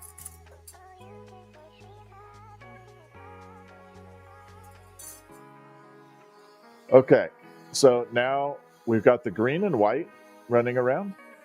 Let's pull all the white to the center, all the color in green. We're going to bring it all centered up. Otherwise, the piece is no good anymore.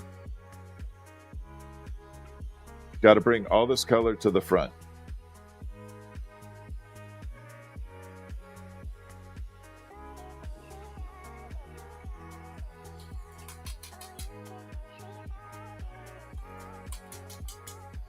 Like this. What's up, Iceman?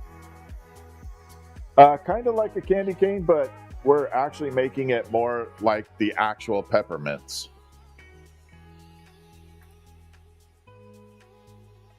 So we're going to take this next section, we're going to attach it to where I just had that. We're going to pull the next bit of color to the front, and then we'll start twisting and make this thing into a candy. And hopefully, fingers crossed, it looks a lot better than the last one.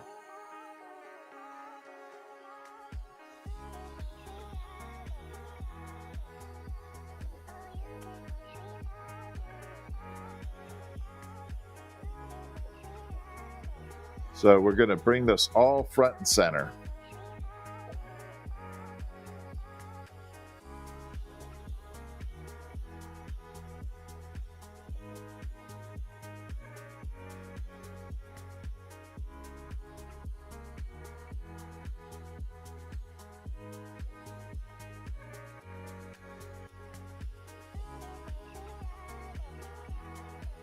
This is the prep work.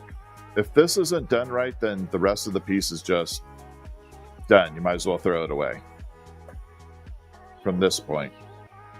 These little two parts I just did have to be done exactly right, or it doesn't work. You're a little stubby. Oh no, that'll work.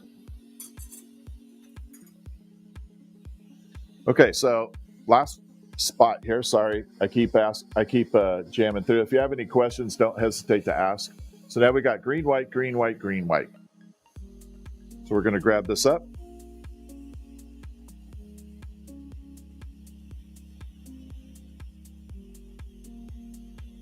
Like that. We're going to heat the whole thing, push it together, and give a spiral. The trick is to push it all together evenly. And after I get done with this portion, I will show you what my glasses do if you have not seen it. If you want me to use the filter to show you what my glasses look like with the flame, just type 1 in the chat. And I'll know that we have new people in. And I'll show you what I actually see. Okay, cool. That's enough people. We're good. Thank you. So I'll show you what my lens looks like on my glasses. I have a bigger piece of it that I can put in front of the flame. All right, so we're starting to get that spiral going. Now, the last time I pulled this too much and got too much of a spiral in it. So I'm trying to do less right now.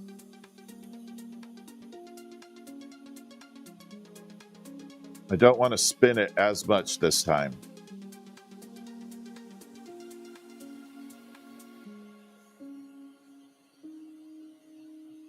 Like that. Okay, so there is spiral number 1 going. We just have to do this side now. No, gloves would be a hindrance. So glass doesn't transfer heat like metal. It's a good insulator, horrible conductor of temperature.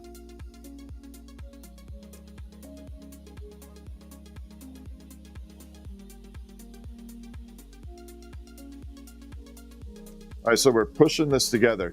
This is what, I'm not trying to twist this. As I push it together, it automatically spirals. Now, if I tried to keep the line super straight on here and push this together, it would be really hard. But as I push it together, it automatically just rotates around.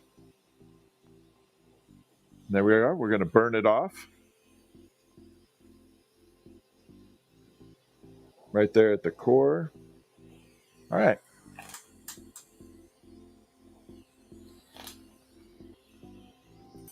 So there we are. We got a spiral running all the way around. Now we're going to turn this to a candy. And here's the lens for everybody that was asking. We'll use a small flame real quick. So you can see this in the fire. It's very bright. I'm going to bring the lens in and look. See how you can see into the flame now versus that. Kind of makes the flame disappear. And that's what my glasses do. Christy, have a good night. Thank you for everything, Christy. You rock.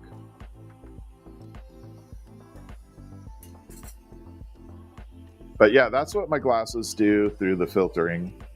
That's how I see the world.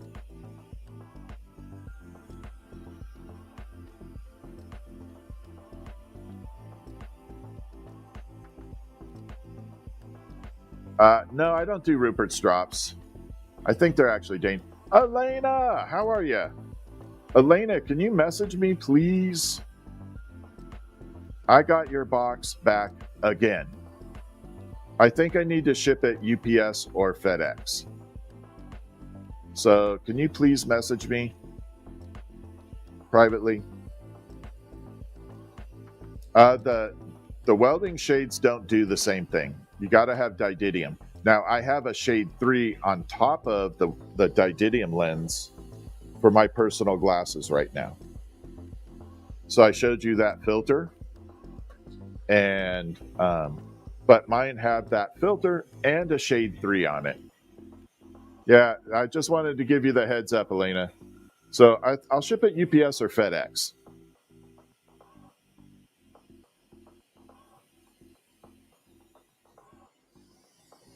Okay, so now we got the spiral running all the way through. And we got that like hypnotic spiral going. You are getting sleepy. That would be a cool ASMR, huh? The torch noise and this, my little voice. You are getting sleepy. Sleepy. Yeah, this is a better spiral for sure. And the reason the spiral, I don't think I need the address again. You can send it anyway. It wouldn't hurt, but I have it. But I don't know what USPS is doing with your address, so.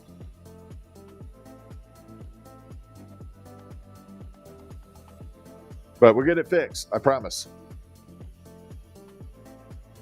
But I wanted to give you a heads up. Penguins of fun. Yeah, that's right. Without the headache. How hard is it to get into what I'm doing? It's not hard. Just takes a little bit of money and time. It takes more time than money. So that is something that, you know, I tell people before they begin this adventure. If you do not have time to practice, don't start.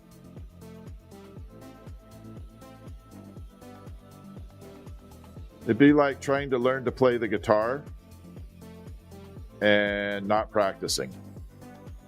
You could maybe get a chord or two, but you wouldn't have like a whole thing going.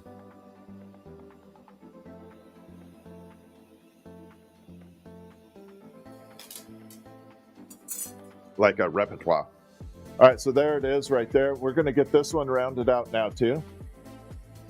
Yeah, this spiral's way better. So double the white is definitely the way to go on this. Yeah, but you could message me, Mega Mitch, and I can give you some resources to go look at if you are wanting to try it.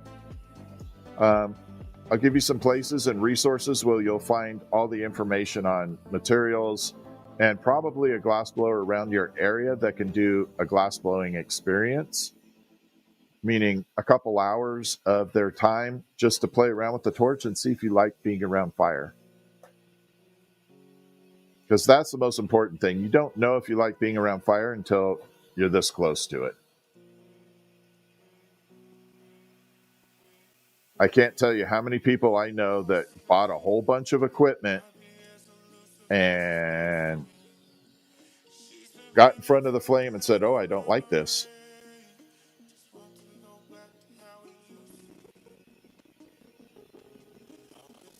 So, yeah.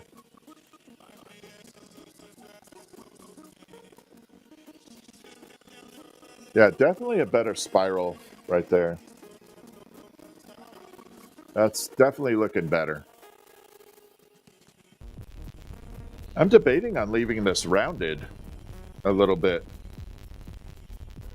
I don't think it would matter if you have it rounded a little like that for the candy.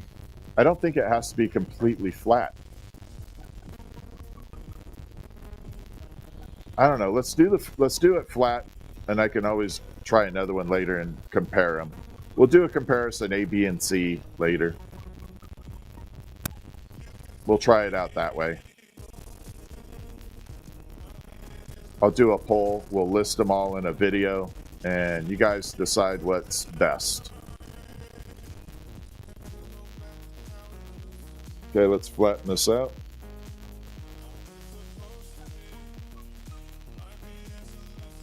I don't know, it does look cool flattened.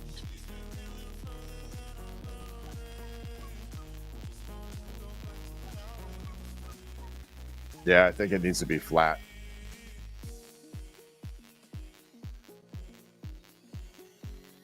So it looks way better. It definitely looks more candy-ish flat.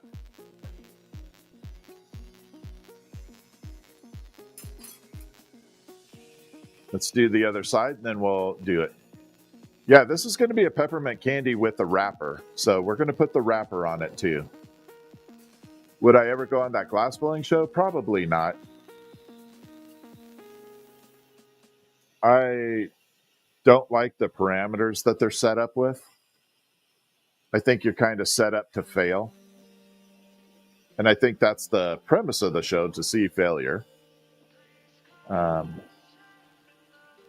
I just don't like that. You know, you have 2 hours and this is what you have to do. I'd probably walk off. They're like, okay, bye-bye.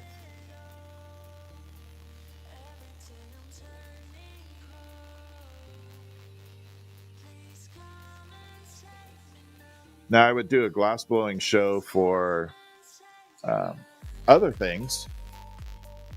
Yeah, like I said, the premise is to fail.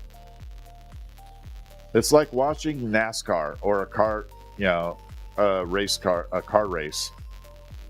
You're expecting a wreck. You're expecting some type of mishap, the danger.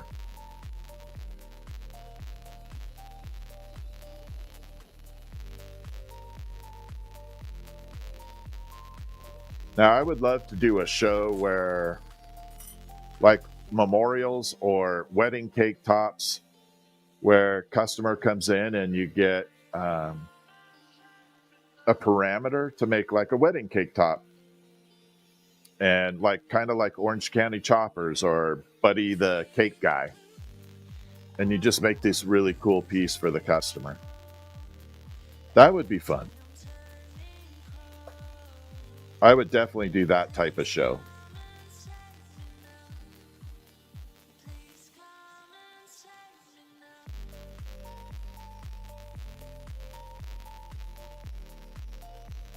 All right.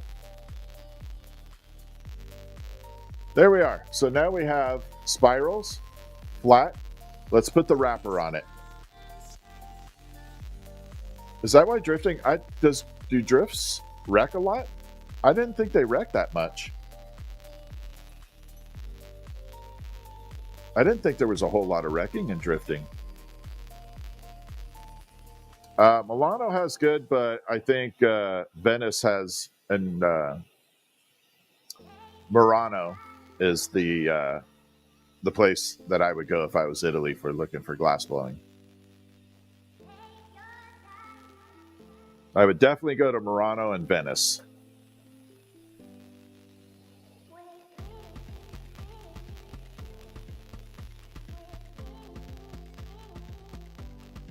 What's my take on heady glass? Yeah, some of it's pretty damn cool. And what someone determines as heady, I would beg to differ.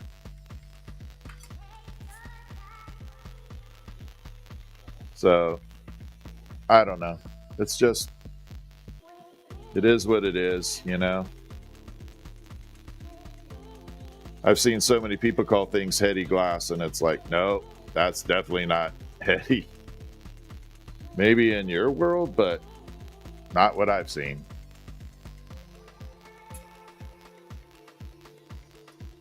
Okay, so there's wrapper number 1 on there. See how it gives it so much more character having the wrapper on there? It looks way better. Let's do number 2. Yeah, I'm going to reintroduce. I wasn't going to offer these for sale. I wasn't going to produce them, but I think I will this year. Since we're going with the candy theme.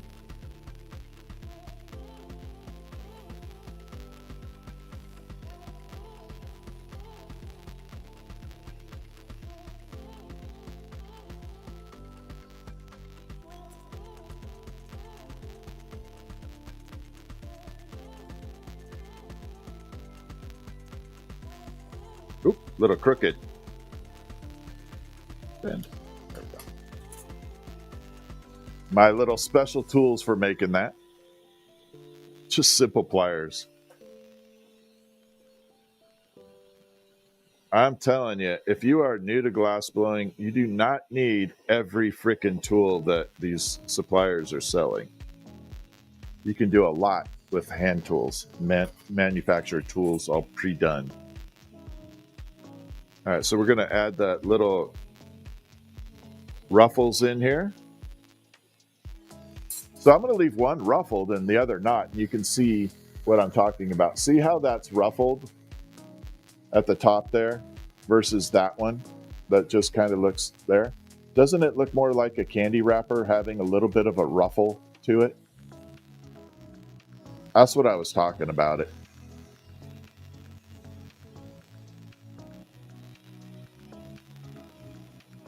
Just little tiny incremental movements.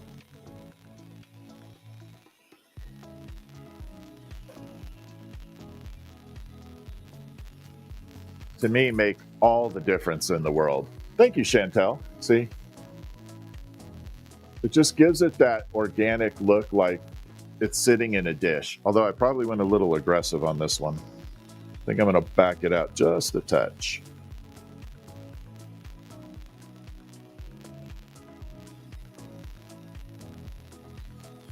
That's better. So yeah, I think that gives it a little bit more of an organic look. And this one's bent a little bit. Got to pull it back just a touch, or it will not hang correctly. There we are. Now we'll just pop a hook on it, and this one will be done.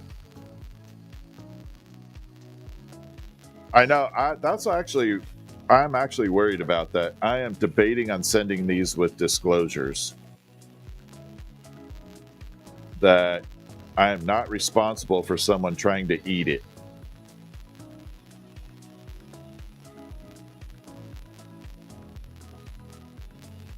I don't need a whistling diesel to try and do this.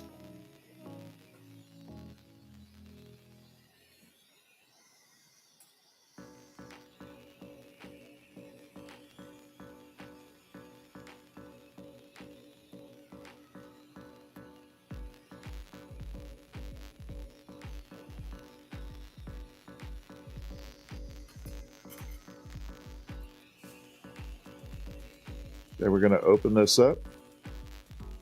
Woo, it's looking good.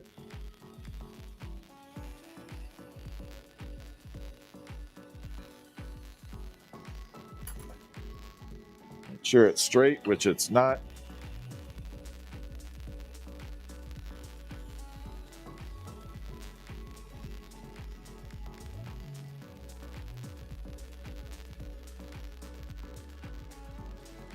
There we go.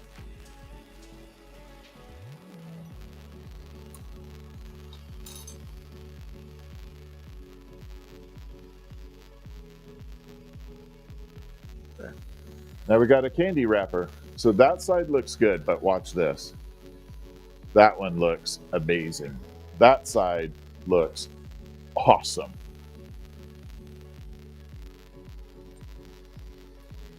Now you can get them with the hook or without if you wanted to actually have them kind of in a candy dish.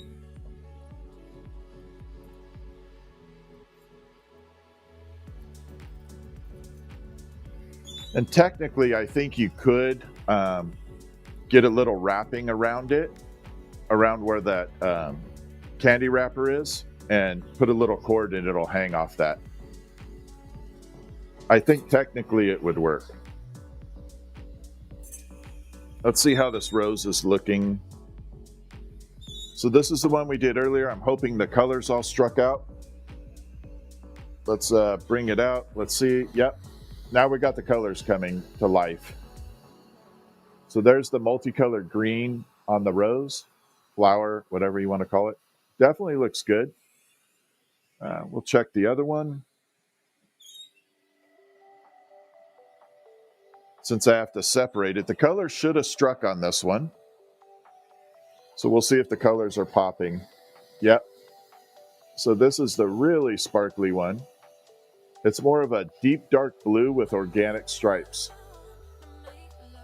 And this is the desktop version.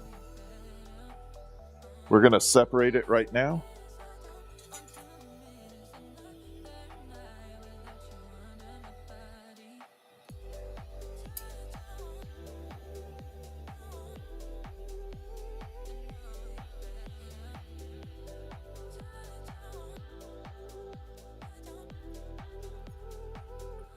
There. And that's how it sits on a desk like that. It's meant to sit on a desk and have a little curly Q on it.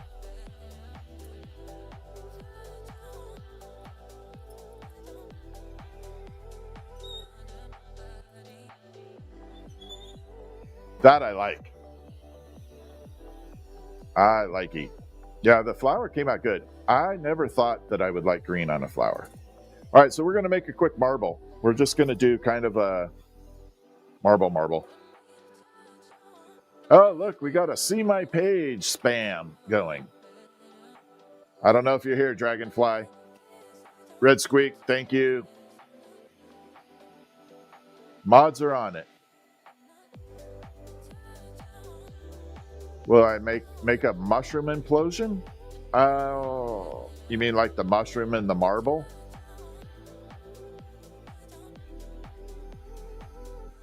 Is that what you're talking about?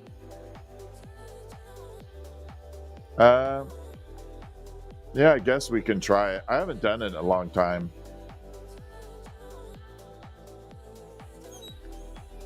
Let me get this solidified in here. Yeah, I haven't done a mushroom and marble in like forever. So we'll try it. It probably will fail because I haven't done it in a long time.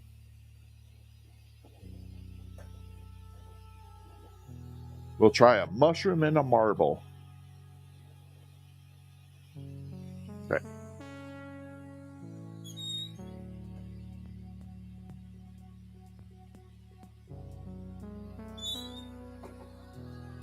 I got to figure out what colors we're going to do this out of, though. I do have a little amber purple over here. I was going to throw this away, but it's actually going to come in handy, I guess.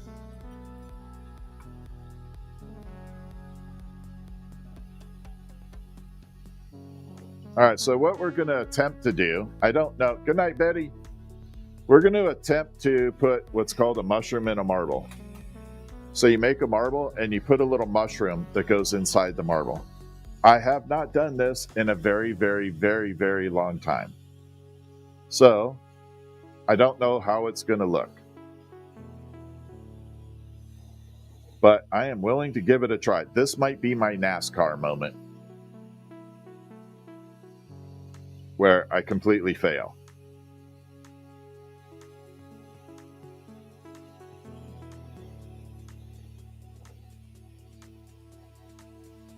But we'll see. We'll see how I do. So prep work for this, we got to pull what's called a stringer.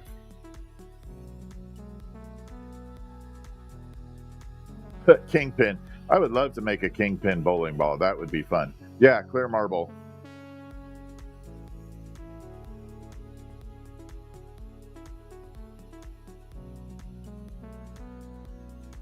Okay, so we're going to take this. We got to pull it into a little bit of a stringer. I wouldn't be able to do that, but I think Penthouse Pew would be able to make the kingpin marble. Actually, it'd be a good project for him.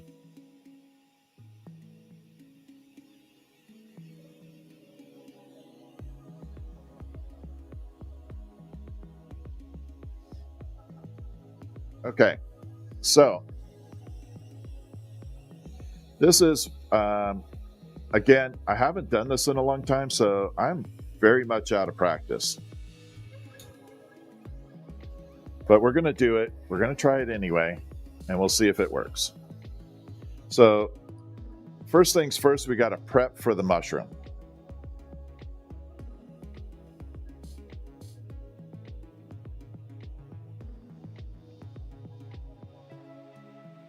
So we're going to add a little white to the top of this green.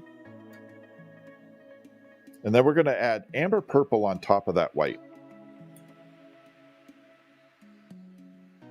So it's going to create this earthy color on top of the white. I still do blown glass, yeah. I mix it up.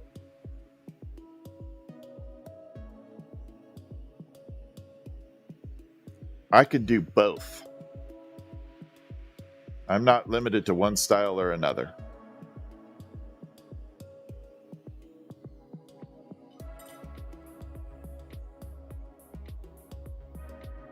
Okay, this is going to be very difficult to see, but we've got a little dot right there, and that has an amber purple, an ambery color, white underneath it, and then a green stem. We're going to park this in the kiln, and we're going to make the ball to push that in. And technically what happens on this is you get the ball to a certain size and you heat about half the ball. You do about half of it. And you come back and you let the other half stay semi-cold. And what happens is as you start pushing that ball through the hot part of the glass, it pops out like a mushroom. And then once it hits the colder part of the glass, it starts expanding like a mushroom head. So that's theoretically how it's supposed to work. What's actually going to happen, I don't know. Because it has been a minute since I've made these. Of course, if it works, you can certainly buy it, if you like the color. We'll have to see how it looks in the end.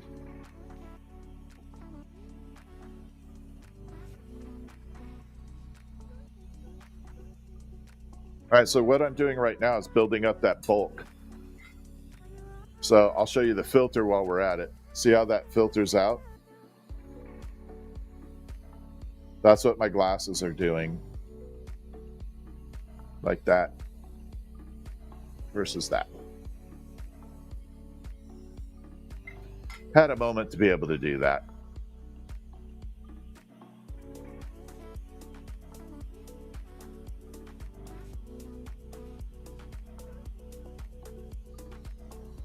It's getting a little short there. I'm going to have to use an extension. I've been burning up so much glass, I don't know if I have good extensions out here. Yeah. That's just having a poppy night. What's up, Penny? How are you doing?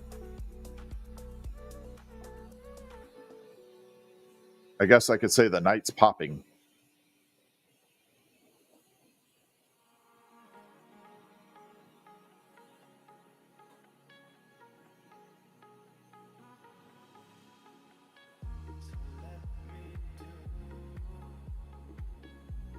This will be good because that'll be the end that stays colder.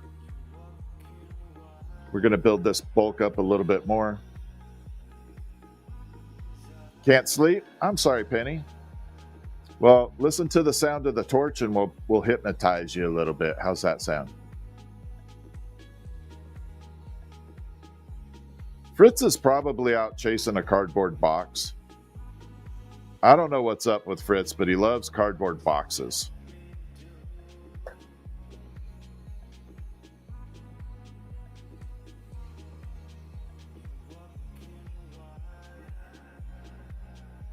Okay, a little bit more.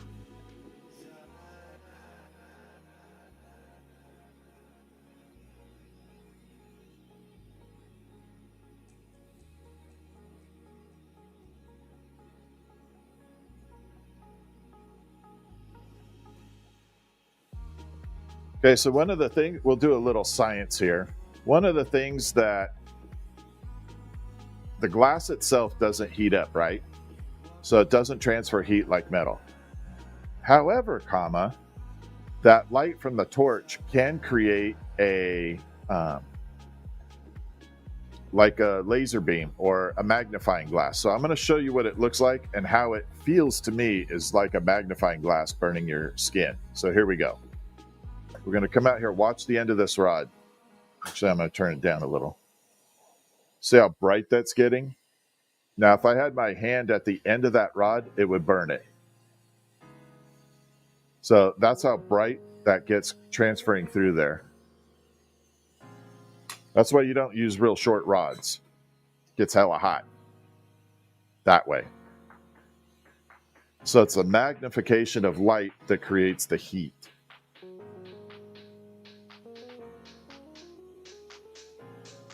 All right, now we got this bulk built up and we're going to heat up about half of it. We're going to grab that rod that has the little ball at the end and the mushroom stem and pop it in and see what the heck happens.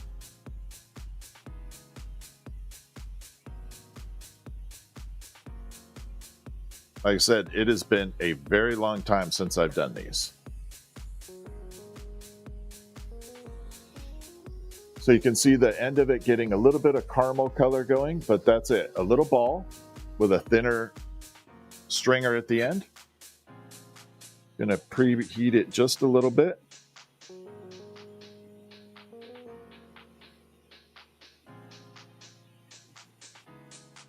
And let's hope I don't have a complete NASCAR fail here.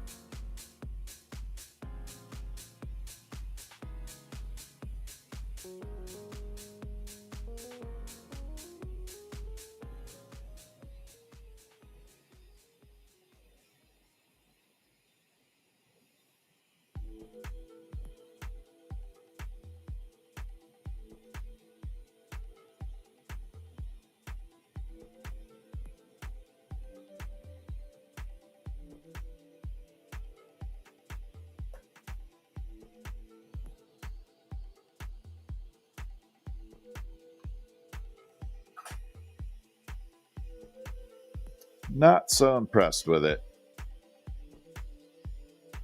but we'll see how it looks in the end.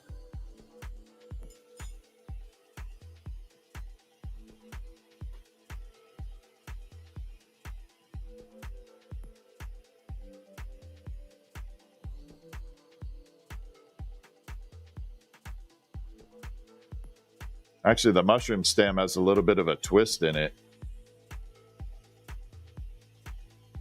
Kind of looks like it's curving around.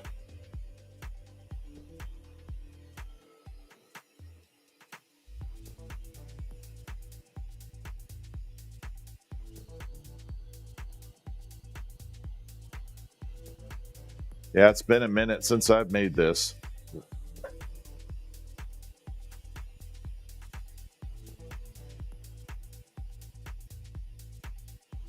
The hard part is the amber purple is not going to completely show up till later. So right now you're just going to see a bulk of the white stem, but there should be an amber purple enveloping little curvature in there, like a mushroom cap. It definitely gives it some character. I just don't want it looking like phallic-y. That's always my big fear. I don't want it looking phallic-y. If it looks phallic-y, I will throw it away.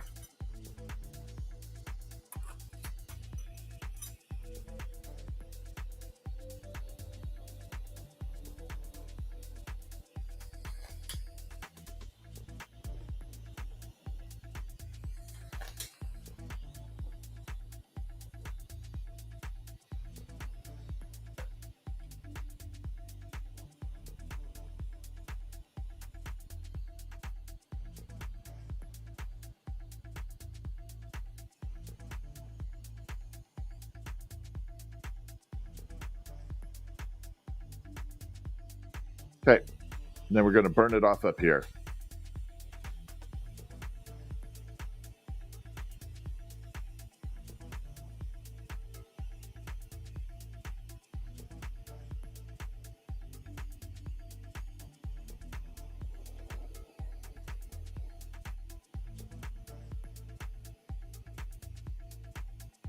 And we're going to bring through. Burn that off, and let's see how close I got. I got to bring this down just a little bit.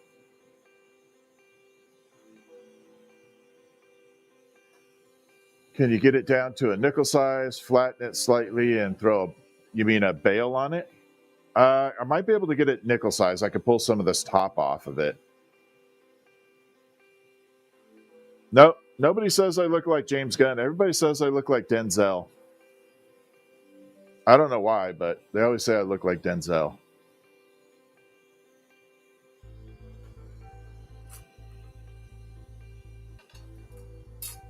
I can kind of see the resemblance, but hey.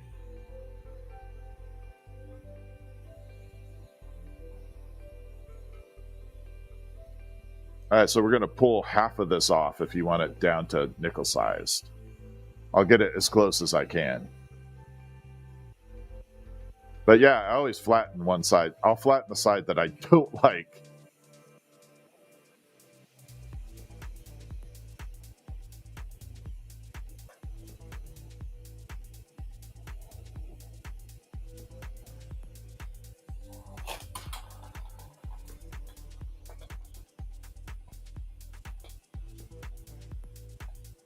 Okay, I'm going to try and bring it in so you can see. It's going to be hard to see it in there, but there is the little mushroom guy in there. Maybe I can use the light. Get it a little bit better. You can kind of see the mushroom sitting in there. There. You can see a little bit of the mushroom effect right there.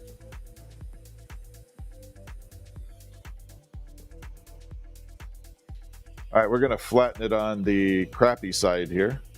There's a little air in it too. So I'm just...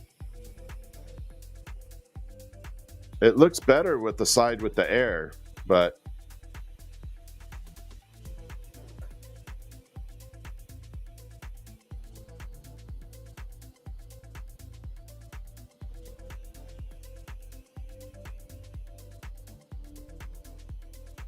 All right, so I got that part done.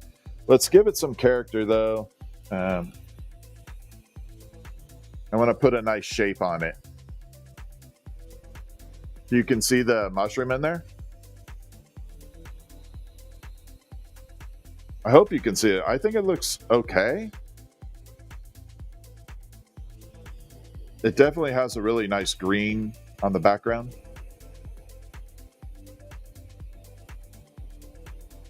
Or for the stem. And then that amber purple's definitely popping. Well, damn it. That looks good on both ends.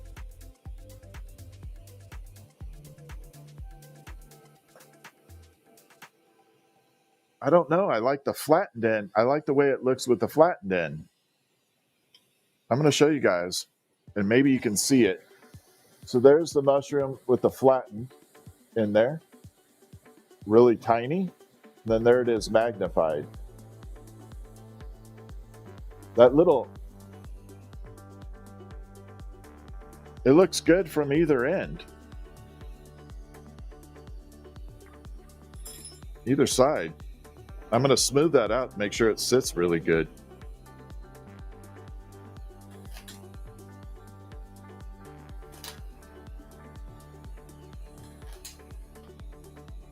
I do want to put a cool hook on it. We're going to give it a nice character hook.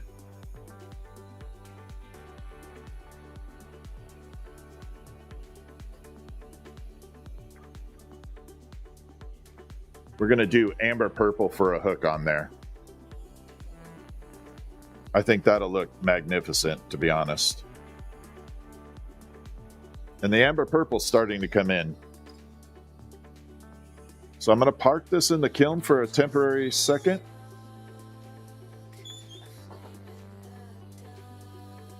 And we're going to take this little bit of color here, and we're going to make an amazing veil for it. It's going to look good. Yeah, it's going to look fabulous.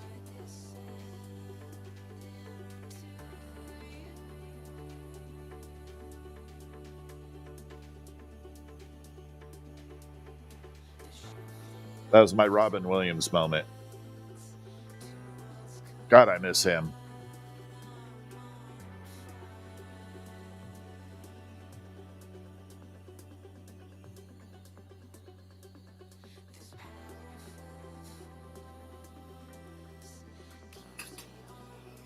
Hey, buddy. My squirrel's back.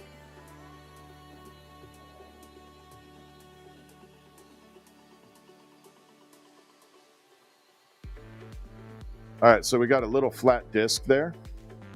We're going to take it and we're going to pull this into a bale, a nice colored bale.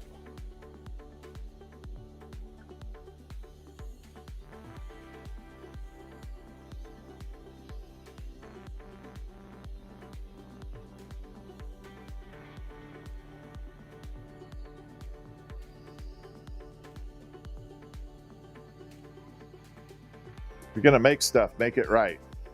Right? Oh, Robin Williams was absolutely incredible.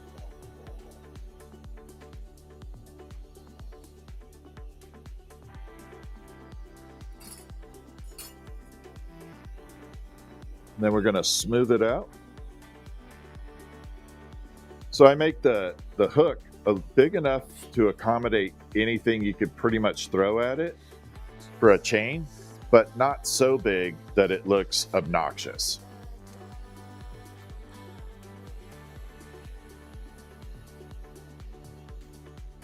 What's nice about this particular hook is it's going to match the mushroom cap.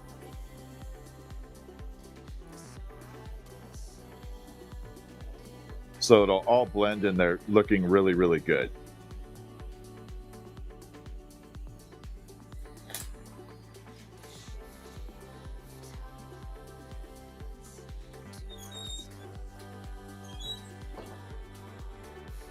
And here we go.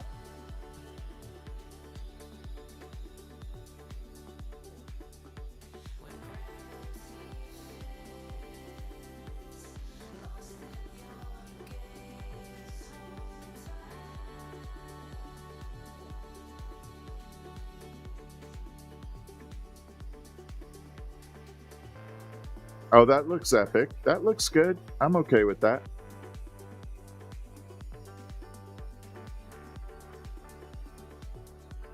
Then we just wiggle it. Off it comes. Little wiggle wiggle.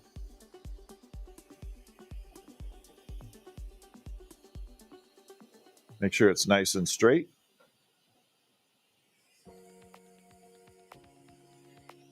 All right, so let's see if the mushroom looks good in here. You can kind of see it. I'm gonna bring it up near my face. Now from the back end, look at that. The little tiny mushroom looks really freaking cool. And the big mushroom, I really don't know which way I like it. Oh, gotta burn it.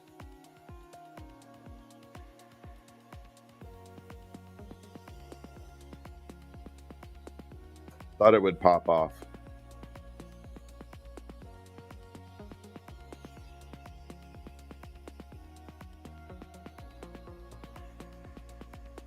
There. Now we got a nice organic little mushroom guy. I'm going to turn the light on it and see if we can get it to show. Just because I'm damn curious myself. There we go. You can see the mushroom right there. It's hard to see, but it's there.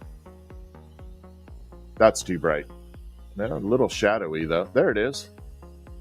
Little mushroom in a marble looking pendant thing. I haven't made this in like a long time.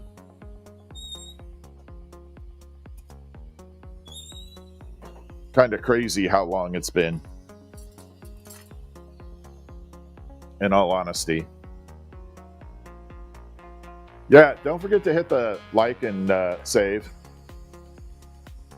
Okay, I think that's it for me for tonight. That's 2.5 hours, almost going on 3. So I think I am poopered. I'm tired. Do you have one of the mushrooms in the marble? I haven't made one in a long time. You sure it's mine, Red Squeak? Do I have any big projects? This is about the biggest one I have in front of me, which is this one. This is my dragon dagger. My Targaryen. Notice the white hair? I'm a Targaryen dragon. I'm kidding. I'm just showing my nerd. Yeah, that's one of the bigger pieces, kind of sitting there.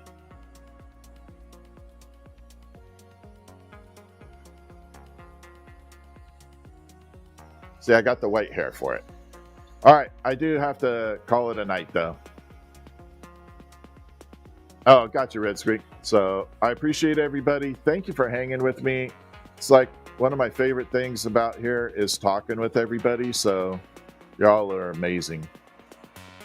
You make my night so much better. All right, we're going to log off of TikTok. I got to get my Bluetooth going. Good night, TikTok. And there we go.